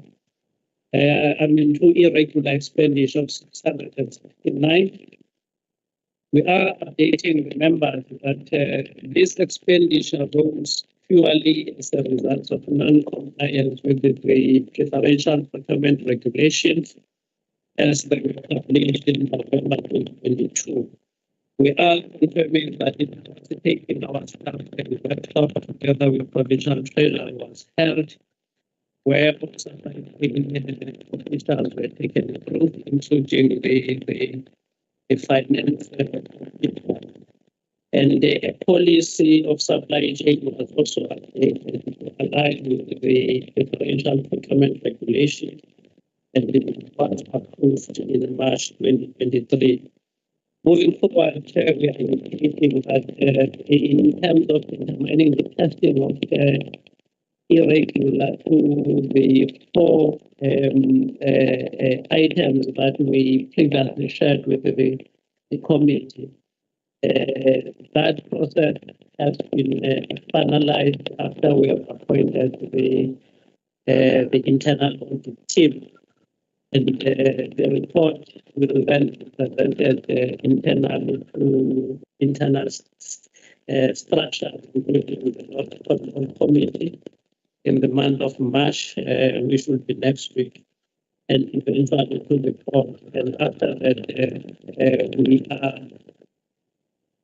are going to submit the conversation to Treasury by the 31st of March, which will still be in line with our process with the person. The last one was in relation to irregular, that was related to 6.5 billion that was for prior years. So we are indicating that when we analyze the Chair. Chair. Chair. Yes. I don't know if I'm the only one who's struggling. I think I thought I was the only one. Yeah, I think seems to be having either a network challenge or what, but I can really hardly hear him. Yes. I don't know if you want to move to another Zoom. Chairperson, maybe it might be the area where our offices are located. We are next hours. Yeah, are you breaking again? I'm not sure if the members cannot hear me. I could ask them, the CFO, to do so, because there would be no other way I could move around as currently I'm at the office. It is difficult, Mr. Gomi, but let's try, because we do have the presentation on the screen. So try and proceed. Members, let me know. Oh, on the last one, we are indicating our intervention when it relates to irregular expenditure. We are indicating, Chair, that the total value of irregular expenditure in terms of our records that needs to be condoned is 10.7 as compared to the resolution that indicates 6.5. We are also indicating that there is no need for forensic investigation, since the contracts that were relating to irregular are contracts that have already expired. We are also indicating that for the item that relate to 718, which is the item of a contract that have not expired, the investigation of this matter was done, and in the previous internal audit company that was appointed. And this report have already been presented before the loss committee. It will now have to be tabled to the ARC committee so that it's also submitted to Provincial Treasury for condonment. And all our irregular expenditure condonment reports would have been finalized by the end of this month, so that they are further submitted to the Treasury. Those were the updates that have been in terms of the resolutions that were applied to tourism KZN. I hope I'm still able, Chairperson. Thank you. Thank you, Mr. Gumbi. Anything to add, any members of your team?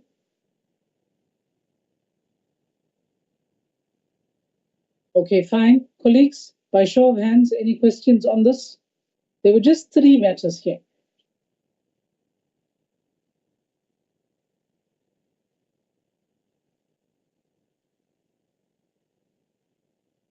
Colleagues, I'm not getting anything from you. We are fine, Chair. I'm fine on my side. It's Honorable Cele, Chair. Okay, thanks, Honorable Cele.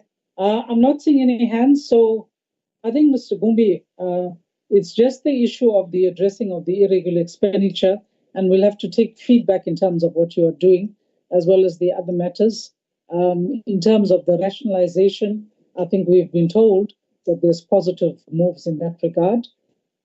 So hopefully that gets sorted out.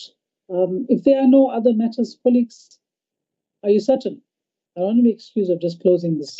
I think that the main issue, Chair, is the fact that they are still going through the rationalization process. So I guess let's see in the next financial year how they improve. Okay, thanks.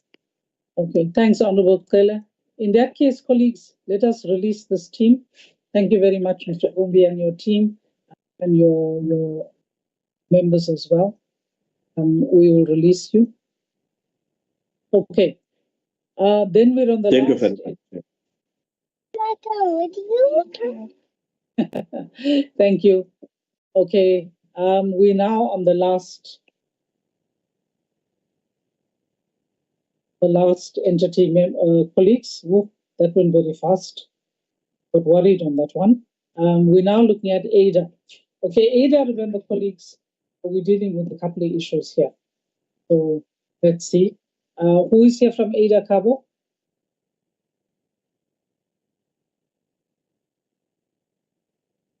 I think they are here. I also saw the Mlungis Manana was also here. Can you please just check and tell them that they need to come in?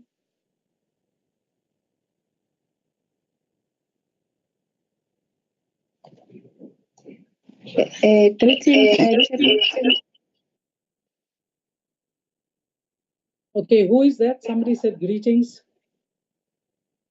It's me, the acting CEO for ADA. Okay. Is there any members of the board here? Good day, Chairperson Governor. This is Willis Mkunu, Chairperson of the board. Apology that I was trying to come through, but it wasn't as easy.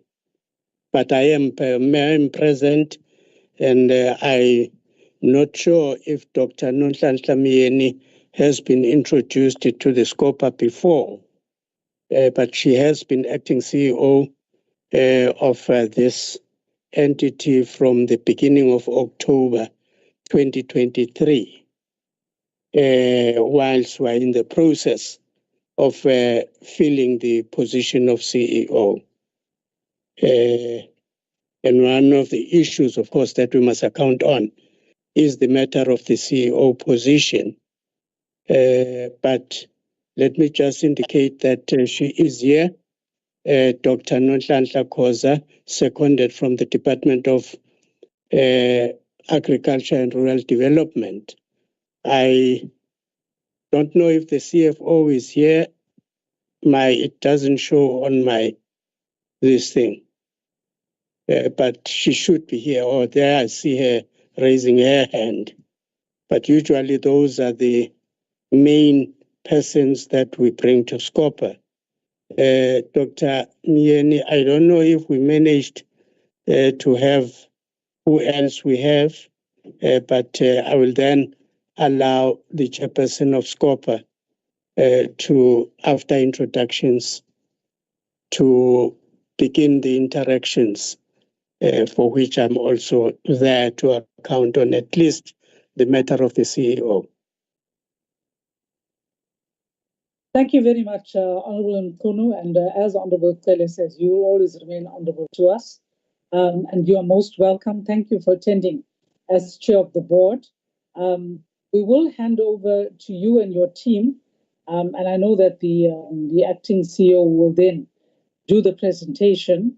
But before that is done, we'd ask that she takes the oath of affirmation to speak the truth and for the presentation to be flighted. Thank you, Chair.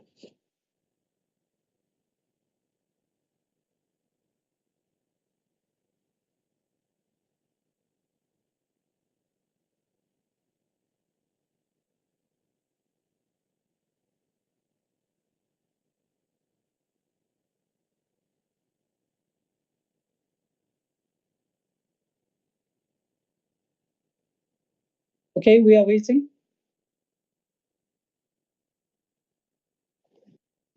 Thank you very much. Thank you very much, Chairperson.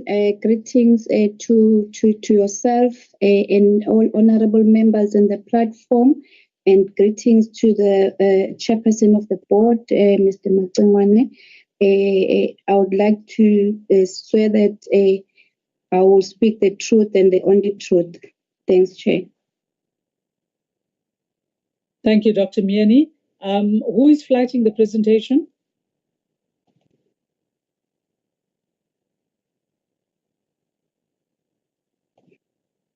Chairperson, the presentation that we have prepared will be presented by the CFO of the entity. They are flighting the presentation. Thanks, Chair. Thank you. And can we also ask that the CFO takes the oath of affirmation, Dr. Miani?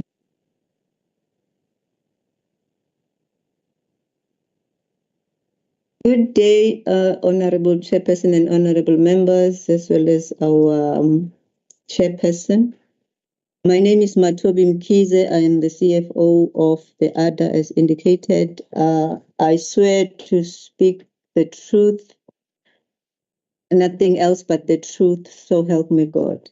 Thank you. Thank you, CFO. Thank you, Chair. Before I fly, Honorable Chairperson, I'd like to just confirm there is a presentation that we sent last night with updates, whether I can flight this one or flight the presentation that we submitted on the 31st of January, so that we are on the same page. I would rather you flighted the updated presentation, because that would obviously be the most current. Thank you, Chair.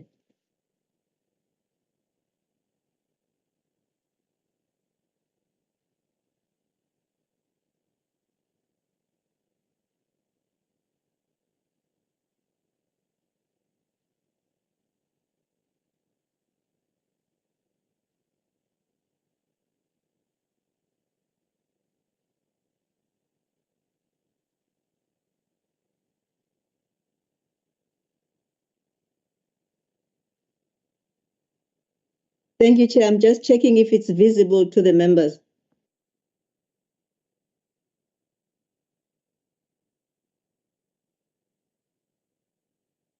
Yes, it is visible. Thank you. We can see it.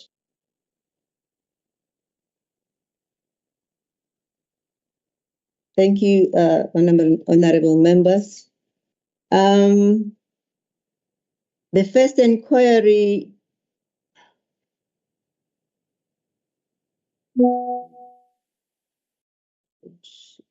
apologies for that.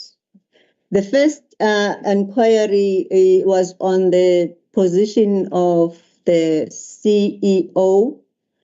Our chairperson has spoken to that briefly, and the main issue there is that the recruitment process was conducted and there was no suitable candidate that would be found, and then the process is to be reinstated, and then it will be reinstated within the first quarter of 2024-2025. On the next issue, effective and appropriate steps were not taken to collect all revenue due. Our response to that one was that we are currently trying to improve the situation. We developed a strategy that will guide and improve the debt collection. We also reviewed policies for debt collection, and we also created a new policy of provision for credit losses and debt write-off. So those policies, one of them has already been approved. The other one is being approved in the fourth quarter. There were additional activities that we have come up with and we are actioning. We do monthly reminders to farmers and other debtors via SMS. We encourage debtors to sign sessions, and we also continuing with negotiations with especially the Pongola mill to accept farmer sessions, which is a bit of a problem so far, but negotiations are continuing. And then we also appointed a debt collector who has just started with us now. The debt collector, the company has been appointed. We have had our inception meetings already. We are providing them with information that they need so that they assist us in the process. In the meantime, we have sent out also letters of demand to the debtors, indicating that if they fail to respond, we'll then hand them over to the debt collector. There is some response to that, but not quite as vigorous as we had anticipated. But I guess, Honorable Chairperson and members, is because we've been at times sending letters and not following through to them. But this year we are going to be making follow-ups and we'll follow through on these letters. And then we are saying also that the collection is still quite low, but it's higher than the previous year. So we are seeing an improvement in the current year as we have started these vigorous actions. The next one was on the irregular expenditure that was recorded in the 2022-23 financial year of 3.2. And then out of that, the 2.4, Chair, okay, let me go to the responses.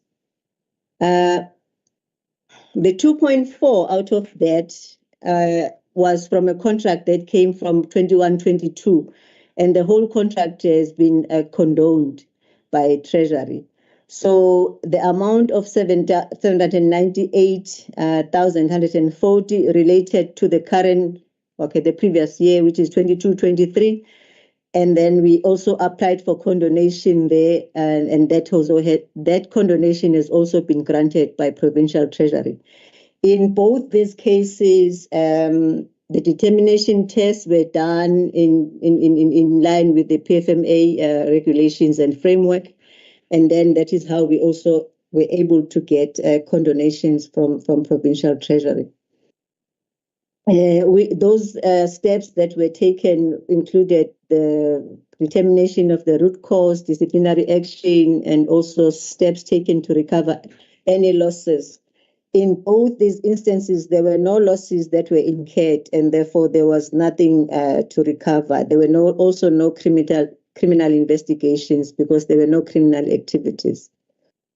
The other one talks to the balance of irregular expenditure of 112 million, which was incurred in prior years, which had not been condoned.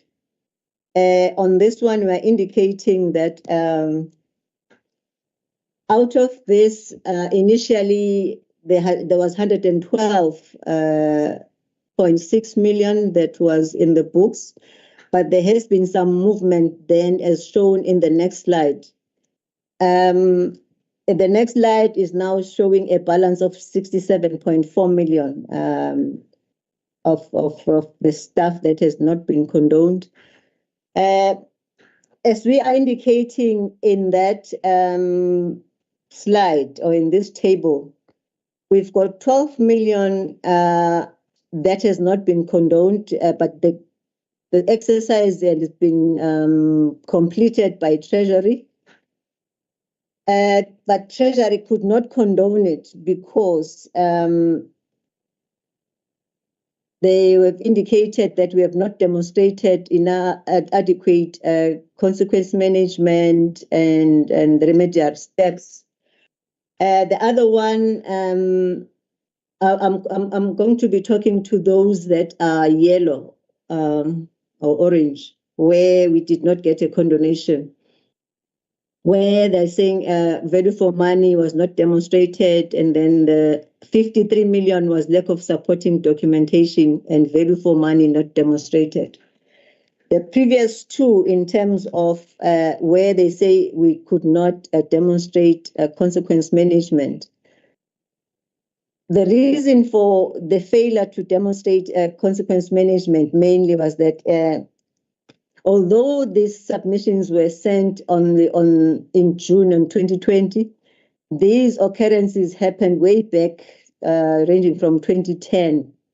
So it's difficult to find some of the people who were responsible, and hence it was said that we haven't demonstrated adequate consequence management. We are still working on those. We are also seeking, we have sought advice from Treasury in terms of how we actually deal with this, and they've indicated they've also consulted the National Treasury on how to deal with these issues that seem to be beyond our control at the moment. And then this is what this is what I was talking to earlier, that we cannot get National Treasury Provincial Treasury condonation on this one, and the board is also not in a position to condone them, because if the reasons put forward by because of the same reasons put forward by Provincial Treasury. So then, as we are indicating that we have sent it back to Provincial Treasury for further advice, and they indicated they escalated the matter to National Treasury for further guidance. We are still waiting for the response from National Treasury on this one. And then fruitless and wasteful expenditure. The fruitless and wasteful expenditure that we had been condoned by the board. It was mainly on interest that was from ESCOM, and then the necessary determination tests were conducted as well. And then where the funds had to be paid back, that has been done. So currently there are no issues with the fruitless and wasteful expenditure. This year we haven't recorded any. And then on the material losses that relate to embezzlement of funds by a former cashier who was dismissed in 2022. In terms of what action has been taken, I'm on the wrong slide. Apologies, Chairperson. On that one, the cashier was dismissed, and a portion of the embezzled fund was recovered from her. I think this is coming too big. An amount of 30,000 was claimed from her pension fund, and it was paid back to the entity. The full amount was not claimed, as there was a settlement with other culprits, so that we can get to the bottom of the embezzlement. That was done, and then one of the employees was dismissed as well, and a case was opened indeed with the subs. It's with the Josini subs. And then also, as part of the remedial action, the farmers were instructed to make payments directly to the bank, which is what is happening now. And then the code of conduct was shared with all the employees, so employees would know exactly what is expected of them. And then on the issue of underspending of conditional grants by 25.61 million, excuse me, the monies were rolled over. We had a rollover of about 8 million, 4.6 being relating to Ntingwe. And then on our books as ADA, we had the balance. Both these amounts were were rolled over by the mother department. And then in terms of trying to prevent further underspending in the current financial year, we have closed the order book. We closed it so that we can allow for final deliveries to occur in March, so that we don't have any orders that are outstanding by the end of the financial year. And then also on the issue of the projects, we are fast-tracking those projects, and direct payments are being monitored closely to ensure that we do the disbursements, and also that those disbursements are done and services have been effectively efficiently rendered by the respective service providers. Because in the previous year, we had provided the funds to the beneficiaries, direct funding, but by the end of the financial year, they had not spent the funds fully. This year, we are trying to ensure that they are spending the funds fully by the end of the financial year. And then we're saying that the engineering unit is certifying the infrastructure that has been done, and we're getting regular reports on that matter, on how far these projects are doing. And then on the issue of the material provision for credit losses, this is linked to our debt collection. We were found wanting on our debt collection, and we had to have a huge provision for credit losses or for doubtful debts. So we are trying to reduce that with all the steps that have been mentioned in terms of our steps of revenue collection. And we are also looking at the policy that will talk to the provision for credit losses and write-off. We are looking into that as well.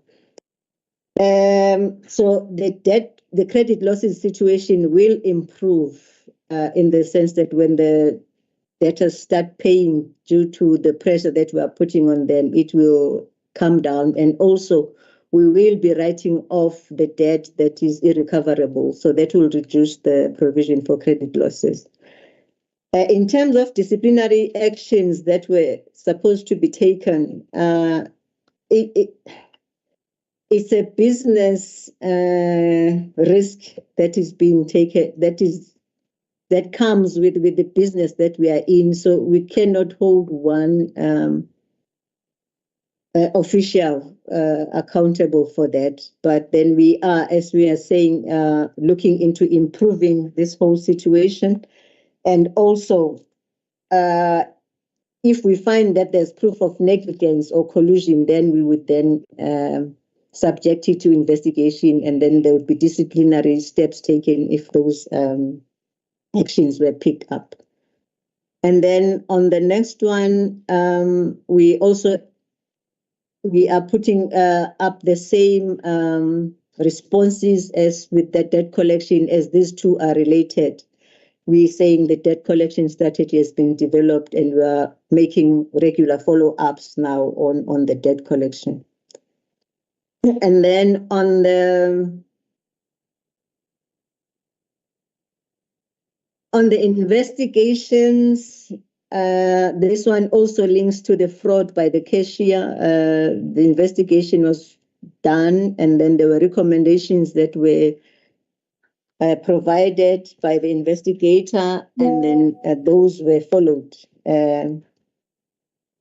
In terms of seizing the pension fund, that was done, although, as I've indicated earlier, not the full amount was seized. We didn't even have to apply to High Court because the former employee acknowledged that on that matter. And then the findings relating to the other official implicated should be complicated. Yes, as I've indicated, the SEPs all cases were opened with SEPs, and then there are follow-ups that are being made. And then on the issue of updating financial records, we did update all the financial records and corrected the farmers' records. And then we took those funds as losses to we recorded as losses to the entity. The issue of reviewing and updating processes of collection, we did say that we encourage the farmers that they shouldn't pay, they shouldn't use cash, but they should do direct deposit, which is what is happening now. And then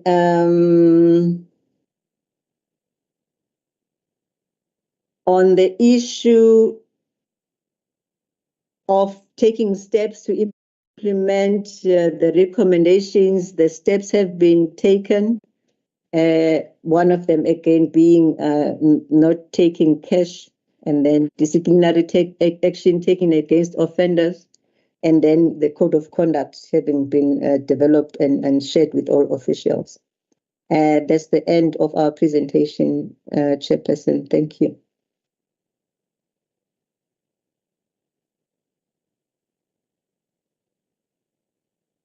Thank you very much. Colleagues, are there any questions on this presentation? There is the issue of the merging with the other entity in Tingwe, right? Well, I don't know, merging or whatever, right? Which in Tingwe, through the previous entity, had reported to us on. Are there any other issues that colleagues to raise? I can see the hand of Honorable Kyle. Thanks, Chair. Greetings to yourself. By the way, Chair Bumabena, she did not have a link, so it's the two of us. Firstly, would like to welcome our Honorable Matsingwane, our former Premier. It's always an honor to have Amastalwa Twitch continuing the work even after Sebe later. We highly appreciate them. Greetings to the leadership of the NDC and honorable members on the virtual platform. I think, Chair, mine is to go back to what was raised by Ithala Sok on the Intingwe T. I think one would need a bit of clarity on how does an entity owe 65 million when it was they were both shareholders. So if one can get some clarity on is that entity viable, what is happening, maybe get a brief on that. And to, yeah, that's it. Thanks, Chair. Okay, can we just for the record then note, Honorable Apena, if you can just, just say greetings to the House so that you are recorded as being in this meeting, it would assist. Thank you, Honorable Chair. Greetings to the honorable members, greetings to the officials and Baba Matungwan. I am here, Chair. I want to apologize for my challenges with my gadgets. I am listening through Honorable Zinhle Cele's gadget, and I'm part of the meeting. Thank you, Chair. Oh, okay, fine. And then we've raised the issue, Honorable Tele, you've raised the issue of Intingwe, and we will get them to respond. Are there any other matters? Colleagues? Honorable Mchali? Thanks. Honorable yes. Thanks, Chair. Greetings to everyone. Obviously, Chair, I will have to greet separately and do a special greeting to Pagata Gakoki.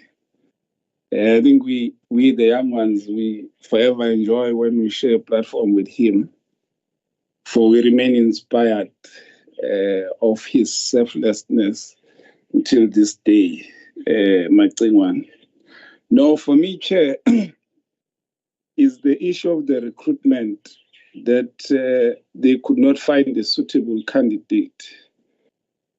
Yeah, it troubles me, Chair, because I know that we do have young talent that qualifies, and maybe one would want to understand the process of it. Because at this day and age, when we have graduates and those with the necessary experience, some unemployed, some employed somewhere else.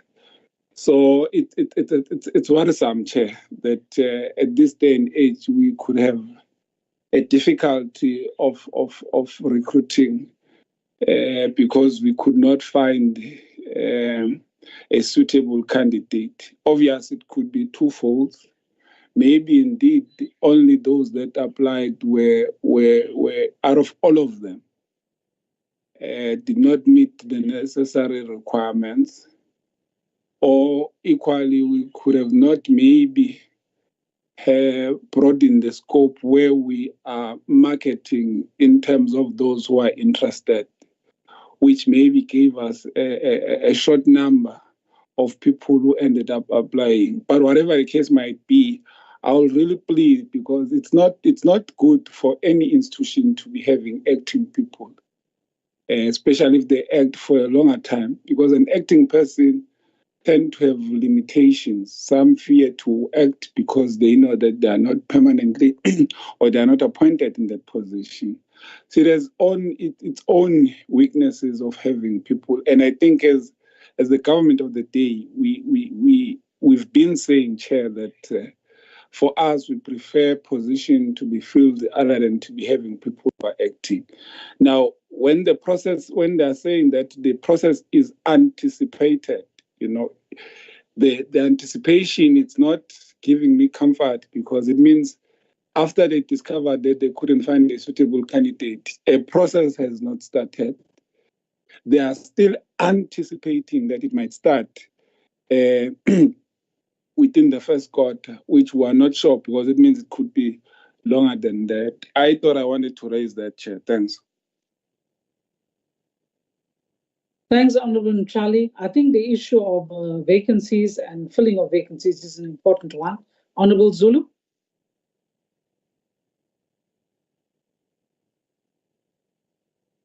Thank you, Chair. Greetings to those who have joined us, particularly the board members led by Undabezit, Baba Makingwan, and also the staff members from ADA. Chair, we are noting few things that we want to comment on. Firstly, it does not augur well to get a report that there were no appropriate steps were not taken to collect or recruit. There was no candidate that met the requirements, but really it raises some concerns. But around this time in 2021, 2022, and up to date, we are noting number of progress. We want to commend the committee, or the board rather, that Baba Makingwane, I think there is a direction that we are giving to this particular board with the collective. We wish to commend, but we further request that where there are areas of improvement, we are appealing that we improve. We believe that having a stronger entity will mean a stronger department and also a delivery of services to our people. That is my comment, Chairperson. Thanks. Thank you, Honorable Zulu. Let me, I don't see any other hands. Let me hand over to the department to respond to the entity. Acting CEO. Chairperson. Thank you.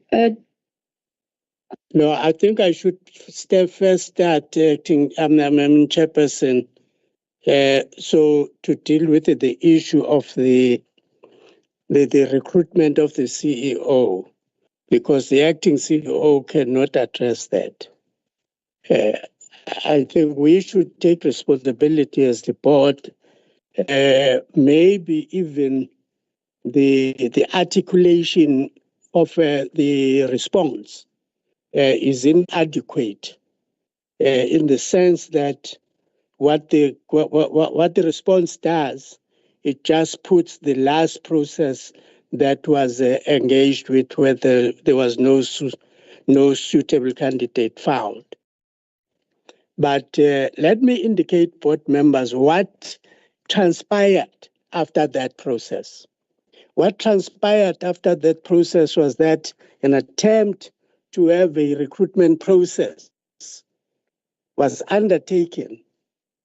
The error that occurred was that process was done when there was undertaken when there was already a resolution of the board that let us go on a fully fledged organizational re-engineering, business re-engineering of the entity. And that was started that resolution was adopted at Hluhluwe in November 2022.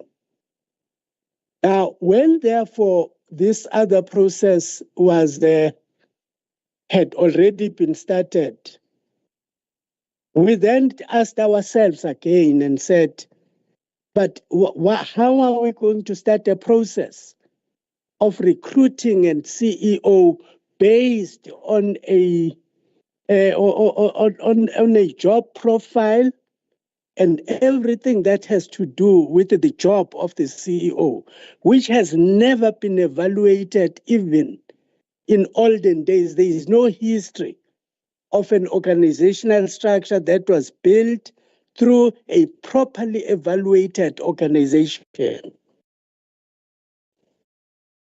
And that process must not continue, because we need to now, we will now the process of just going to conclude the business re-engineering process. Now, when we then say we are going to start the process, I think our at the strategic planning level that we had last year in November, we were supposed to we adopted a totally new organizational structure with new job profiles. There is now going to go on, we're now going to go on the skills audit to check who is who has what, because of the challenges that we experience in the entity with no history of this process ever been embarked upon. We therefore could not single out the CEO position and say, let's just go ahead with this one. We explained to the MEC the challenges that we were encountering, and we motivated to the MEC that please, MEC, allow us to restart this process properly with a proper job profile of the CEO, proper grading levels, and with a clear organizational structure. That has been agreed upon. Yesterday, there was a Human Resources and Remuneration Committee that was meeting. One of the issues was to then dot the I's and cross the T's on the adopted structure and the job profiles. We are having a board before the end of March. The board is anticipated to then formally approve the structure, which we will then send to the MEC for endorsement and, of course, to the Minister of DPSA as well. But we are not going to wait for that. We are going to use the re-articulated, the redesigned or re-articulated job profile to now start the process. And we should start the process, we believe, by April. We should have started the process, certainly. And we do apologize. We note that we have delayed the process unnecessarily.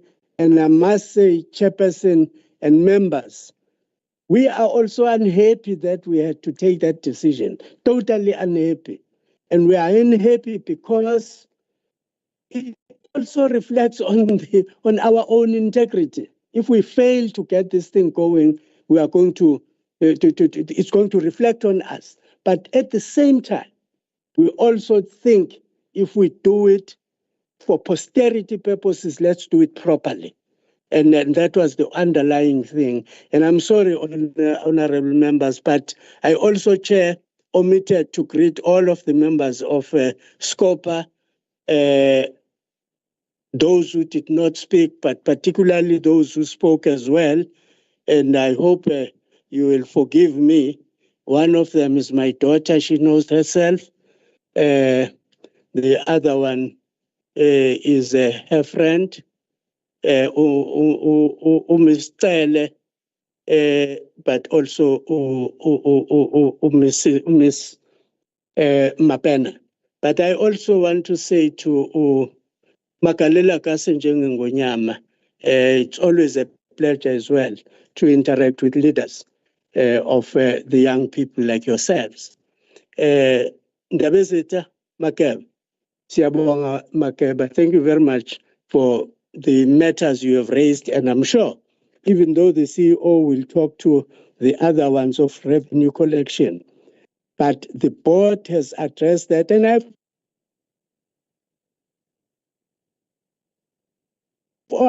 actually possibility for a little bit of slacking on the collection of revenue.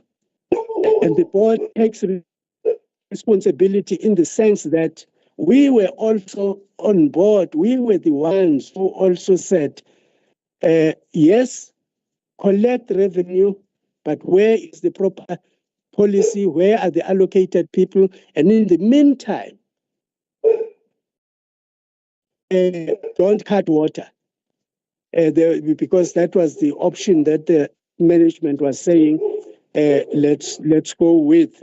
But we said, no, you can't cut water for society. There are other issues that also had to do with the municipality. How much do we pay? How much does the municipality pay?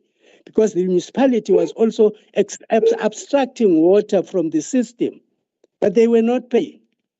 And these are all the challenges that we were trying to address. And I'm sorry, but they are historical in nature. The development of this entity has a history. We can't blame other people who came before us. But when we are now in place, we have a clear agreement with the municipality. We now even have a clear agreement with the Department of Water and Sanitation. So the roles are beginning to be clarified, properly clarified. And now when we act as ADA, we will act within the limits of our own role. That is what the board was trying to grapple with. And I'm not saying that management shouldn't have collected. Yeah, they should have collected, but it took them time to even allocate people responsible for collection.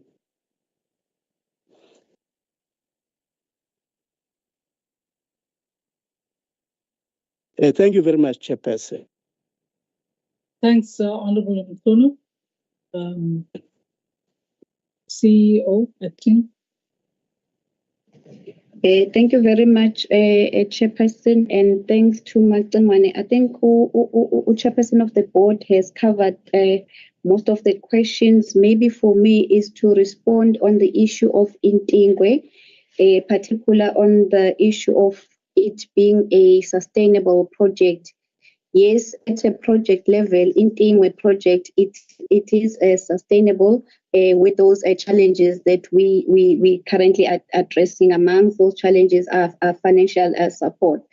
With regards to the issue of Umemba Cela indicated that there was a presentation that was made by Itala stating that there are funds that are owed. I think that one, Chairperson, it's kind of a problem, or it's a dicey situation, because they have to date, they have not provided a proof in terms of saying a proof of that 65 million that they are claiming that it is owed by Intingwe. We made several requests to them, but we have not received a response from them, which then stalled the process of winding up the entity itself. However, checking or liaising with the shareholder, I was told that they are now taking a process of engaging the state attorney since the two departments or the entity and the department are not finding each other in terms of resolving this amount that is owed. So they are engaging the state attorney and possibly moving to High Court so that this matter can be resolved. And then we move to the issue of concluding the winding up of Inting. There is a board, Inting board, that has been appointed, which is also providing strategic directions in terms of Intingwe matters. I thought Macingwane would also speak on that. But other than that, Chairperson, all the questions have been responded accordingly by all Chairperson of the board. I will be, if I can respond, I'll be repeating his words as clearly articulated. Thank you very much, Chairperson. I think you've said it all. Thank you very much, Acting CFO, and thank you very much, Honourable. Sorry, Chairperson. Who was that? Somebody in the No, media? Chairperson, it was myself. I'm sorry, Willis Mtuno. Okay. I just omitted a comment, a legal comment on the Ntingwe board, on the Ntingwe issue. Proceed. Can I go ahead? Check. Yeah, no, I just thought we should make you know that Treasury has used a section in the PFMA where they appointed for the accounting authority for Ntingwe.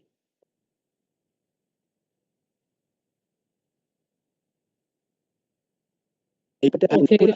Individual basis as well to be members of the Ntingwe board. We function as both